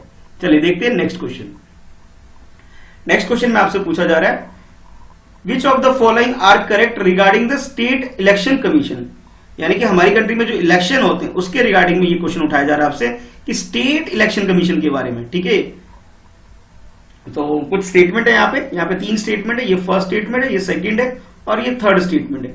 फर्स्ट स्टेटमेंट में बोला जा रहा है it has been interested with the function of the condition conducting election for the state legislative assembly, यानी कि इसको जो स्टेट इलेक्शन कमीशन को हमारी कंट्री में जो स्टैब्लिश किया गया है, इसका जो मेन फंक्शन है वो स्टेट लेजिस्लेटिव असेंबली के इलेक्शन को कंडक्ट करना, अकॉर्डिंग टू स्टेटमेंट 1। स्टेटमेंट 2 में आपसे बोला जा रहा है कि जो स्टेट इलेक्शन कमिश्नर जो अपॉइंट होता है उसे अपॉइंट करते हैं कौन, गवर्नर अपॉइंट करता है उसे स्टेट का। अच्छा, नेक्स्ट बात की जा रही है कि टेन्योर और अपॉइंटमेंट की अगर हम बात करें, ठीक है, गवर्नर की, इसके बारे में, तो उसके बारे में जो डायरेक्शन है ये directed as per the law made by the state legislative. State legislative में यानी कि विधानसभा के अंदर जो भी लॉ बनाया जाता है उसके अकॉर्डिंग इनका टेन्योर यानी कितने पीरियड के लिए स्टेट इलेक्शन कमिश्नर अपॉइंट होगा और उसका टेन्योर क्या होगा, इस तरह का जो डिसीजन लिया जाता है वो किसके थ्रू लिया जाता है, ये भी जो लॉ बना रखा है स्टेट लेजिस्लेटिव ने उसके अकॉर्डिंग काम करता है, यानी कि उसके डायरेक्शन को फॉलो करता है। तो ये कुछ 3 स्टेटमेंट थी आपके पास। अब आपको क्वेश्चन अटेम्प्ट करना है। तो ऑप्शन ए में बोला जा रहा है कि फर्स्ट और सेकंड स्टेटमेंट करेक्ट है, बी में बोला जा रहा है second and third statement correct है, और सी में बोला जा रहा है ओनली फर्स्ट स्टेटमेंट करेक्ट है, और लास्ट ऑप्शन डी में बोला जा रहा है 1 2 3 यानी कि तीनों के तीनों स्टेटमेंट करेक्ट है। तो आपके हिसाब से करेक्ट स्टेटमेंट क्या है, क्वेश्चन को अटेम्प्ट कर लीजिए। तो इस क्वेश्चन का जो करेक्ट आंसर है, करेक्ट आंसर इसका बी का मतलब ये हो कि सेकंड एंड थर्ड जो है सिर्फ ये करेक्ट है।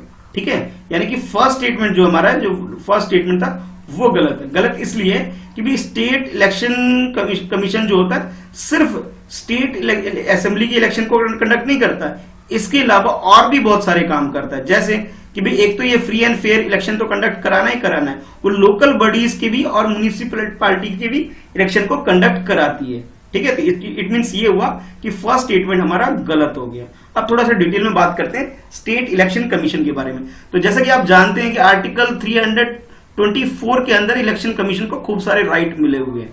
ठीक है, तो उसी के अंदर आर्टिकल 324 फर्स्ट जो पॉइंट है उसके अंदर ये बोला गया है कि कमिश्नर जो भी कमीशन होगा उसे पावर होगा, उसके पास एक पावर ऑफ सुपरिटेंडेंस का पावर होगा, और वो डायरेक्शन और कंट्रोल जो भी इलेक्शन के बारे में होगा सारा इसके अंदर आर्टिकल 324 फर्स्ट में ये आएगा, स्टेट के बारे में बात करें तो। अच्छा, उसके बाद आर्टिकल 243 का जो फर्स्ट पॉइंट है, ठीक है, उसके अंदर जितनी भी हम जो इलेक्शन में पोल होता है, यानी कि जो मतदाता जो मतदान करके आते हैं, ठीक है, यानी कि पोल होता है, उसके लिए जो लिस्ट प्रिपेयर होती है वो लिस्ट इस आर्टिकल यानी आर्टिकल 243 के तहत उनको पावर दी जाती है कि वो पंचायत, म्युनिसिपैलिटी और बाकी सबके लिए जो इलेक्टोरल रोल होगा उसको प्रिपेयर करेगा। ठीक है, और उसे कंट्रोल भी करेगा। ठीक है, ये आता है इसकी पावर आर्टिकल 243 के पॉइंट ए में। ठीक है, और नेक्स्ट आर्टिकल 343 के का सेकंड पॉइंट जो है, इसके अंदर टेन्योर और अपॉइंटमेंट के बारे में सारी चीजें डिसाइड होती है स्टेट इलेक्शन कमिश्नर की। तो इसका मतलब ये हुआ कि भाई हमारा जो फर्स्ट स्टेटमेंट तो गलत हो गया, लेकिन भाई सेकंड स्टेटमेंट और थर्ड स्टेटमेंट दोनों ही स्टेटमेंट करेक्ट है। इट मींस बी हमारा करेक्ट आंसर हो जाएगा। अब देखते हैं नेक्स्ट क्वेश्चन। इस क्वेश्चन में आपसे पूछा जा रहा है with reference to UNCLOS marine maritime zone के बारे में। ठीक है, तो अब आपके पास इसके रिगार्डिंग में भी दो स्टेटमेंट है और आपने आइडेंटिफाई करना है करेक्ट स्टेटमेंट इसके अंदर क्या है। तो फर्स्ट स्टेटमेंट जैसा कि आप पढ़ रहे हैं, the coastal states have sovereignty and जुडिक्शन over the territorial सी, यानी कि जो भी कोस्टल स्टेट होंगे, यानी कि वो सारे स्टेट जो कि स्टेट का मतलब यहां नेशन से है, ठीक है, उस कंट्री की बात की जा रही है। कोस्टल स्टेट का मतलब वो सारी कंट्री जो कि भी सी के साथ, ठीक है, किसी भी सी के साथ अपनी बाउंड्री को शेयर करती है। ठीक है, उसके बारे में बोला जा रहा है कि भी उसके पास ने ये पूरा पावर होगा कि सोवरेनिटी और उसकी जुडिक्शन का जो सोवरेनिटी और जुडिक्शन का पूरा पावर होता है उनका उस टेरिटोरियल सी के अंदर। यानी कि मान लीजिए हमारी कंट्री इंडिया है, यानी कि ये जो वेस्टर्न घाट का एरिया है, तो इधर का जो भी एरिया है और इधर जो ईस्टर्न घाट इधर का, यानी कि सी के बाद का एरिया, यानी कि ये अरेबियन सी और इधर जो बे ऑफ बंगाल है इधर का जो एरिया है, इस पूरे वाटर वाले एरिया में हमारा क्या होगा, हमारी सोवरेनिटी होगी और हमारा जुडिक्शन हमारी कंट्री का होगा इसके अंदर, ये बोला जा रहा है इसके अंदर।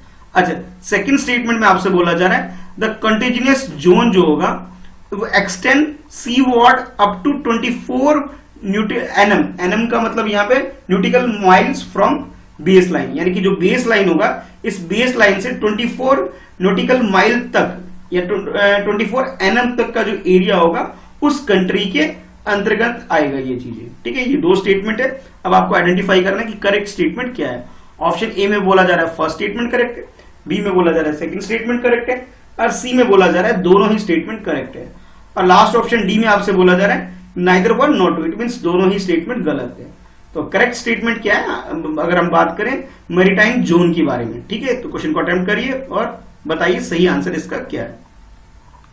तो इस क्वेश्चन का जो करेक्ट आंसर है, करेक्ट आंसर इसका सी है। सी का मतलब हुआ दोनों ही स्टेटमेंट बिल्कुल करेक्ट है। तो पहले तो हमें ये टेरिटोरियल सी क्या होता है ये जान लीजिए, यानी कोई भी कंट्री है उसके साथ सी वाला जो एरिया होता है, ठीक है, यानी कि जो उसका, जैसे मैंने आपको बताया कि हमारी कंट्री में ईस्टर्न घाट वेस्टर्न घाट का जो एरिया होता है ये हमारा टेरिटोरियल सी का जो एरिया ये हमारा एरिया है। अच्छा, उसके बाद जो ये बोला गया था कि भी कहां तक अपनी बाउंड्री को एक्सटेंड कर सकता है, यानी कि उस एरिया को बोला जाता है कॉन्टिजियस जोन। मान लीजिए ये कुछ, एक मिनट, ये कुछ हमारी कंट्री है, थोड़ा सा देख लीजिएगा, ये हमारी कंट्री है, ठीक है, थोड़ा ठीक जैसा भी है समझ लीजिए हमारी कंट्री। तो ये जो सी वाला एरिया है, ठीक है, ये वाला एरिया है, यानी कि ये तो कोस्टल एरिया, ये टेरिटरी, हमारी टेरिटरी यहां तक है अगर हम लैंड की बात करें, लेकिन सी लेवल की बात करें इसे हम 24 नॉटिकल माइल्स तक इसे एक्सटेंड कर सकते हैं, यानी कि यहां तक ये हमारा पावर है। यानी कि आप ये बोल सकते हैं बे ऑफ बंगाल में और इधर अरेबियन सी के अंदर और नीचे जो हमारी कंट्री से जो ओशन है इंडियन ओशन में, ये हमारे टेरिटरी के अंदर ही इसे इंक्लूड किया जाएगा और इस जोन को बोला जाता है कॉन्टिजियस जोन बोला जाता है। ठीक है, कहां तक? 24 न्यूटिकल माइल्स तक, ये बेस लाइन से। बेस लाइन का मतलब है जो हमारा लैंड एरिया जहां से स्टार्ट होता है। ठीक है, यानी कि दोनों ही स्टेटमेंट हमारे लिए क्या हुआ? करेक्ट हो गया। अच्छा, अब थर्ड स्टेटमेंट की बात करें तो थर्ड स्टेटमेंट में जो ये एक्सक्लूसिव इकोनॉमिक जोन का मतलब ये होता है कि भाई ये जो एरिया है इसे 2200 न्यूटिकल माइल तक एक्सटेंड करना। ठीक है, ये सी लेवल पर 2200 न्यूटिकल माइल्स तक का जो एरिया होता है बेस लाइन से, यानी कि लैंड एरिया से, वो किसके अंदर आता है? वो आता है एक्सक्लूसिव इकोनॉमिक जोन के अंतर्गत आता है। ठीक है, तो यानी कि ये जो स्टेटमेंट आपको गिवन था इस क्वेश्चन के अंदर कि भाई ये इसे एक्सटेंड कर सकते हैं 24 तक, बिल्कुल एक्सटेंड कर सकते हैं, बिल्कुल सही बात हो गई। अच्छा, फर्स्ट स्टेटमेंट में ये बोला गया भी कोस्टल एरिया जो होगा उस पर्टिकुलर कंट्री के सोवरेनिटी के अंदर आएगा, उसके जुडिक्शन के अंतर्गत आएगा। बिल्कुल सही बात है, ये दोनों स्टेटमेंट, दोनों की दोनों वर्ड बिल्कुल करेक्ट है। यानी स्टेटमेंट 1 भी हमारा करेक्ट है, बी भी हमारा, सेकंड भी हमारा करेक्ट है। इट मींस करेक्ट आंसर जो हमारा हो जाएगा, करेक्ट आंसर हमारा सी हो जाएगा। ठीक है, तो अब आप कमेंट करके बताइए कि आपने कितने क्वेश्चन के आंसर बिल्कुल सही किए हैं इस वीडियो के अंदर, जितने भी क्वेश्चन आज अटेम्प्ट किए हैं। ठीक है, तो मिलते हैं फिर नेक्स्ट वीडियो में, और वीडियो को लाइक जरूर करिए, अपने बाकी फ्रेंड्स में इसे शेयर जरूर करिए। ठीक है, आज के लिए इस वीडियो में इतना ही है, तो मिलते हैं नेक्स्ट वीडियो में कल।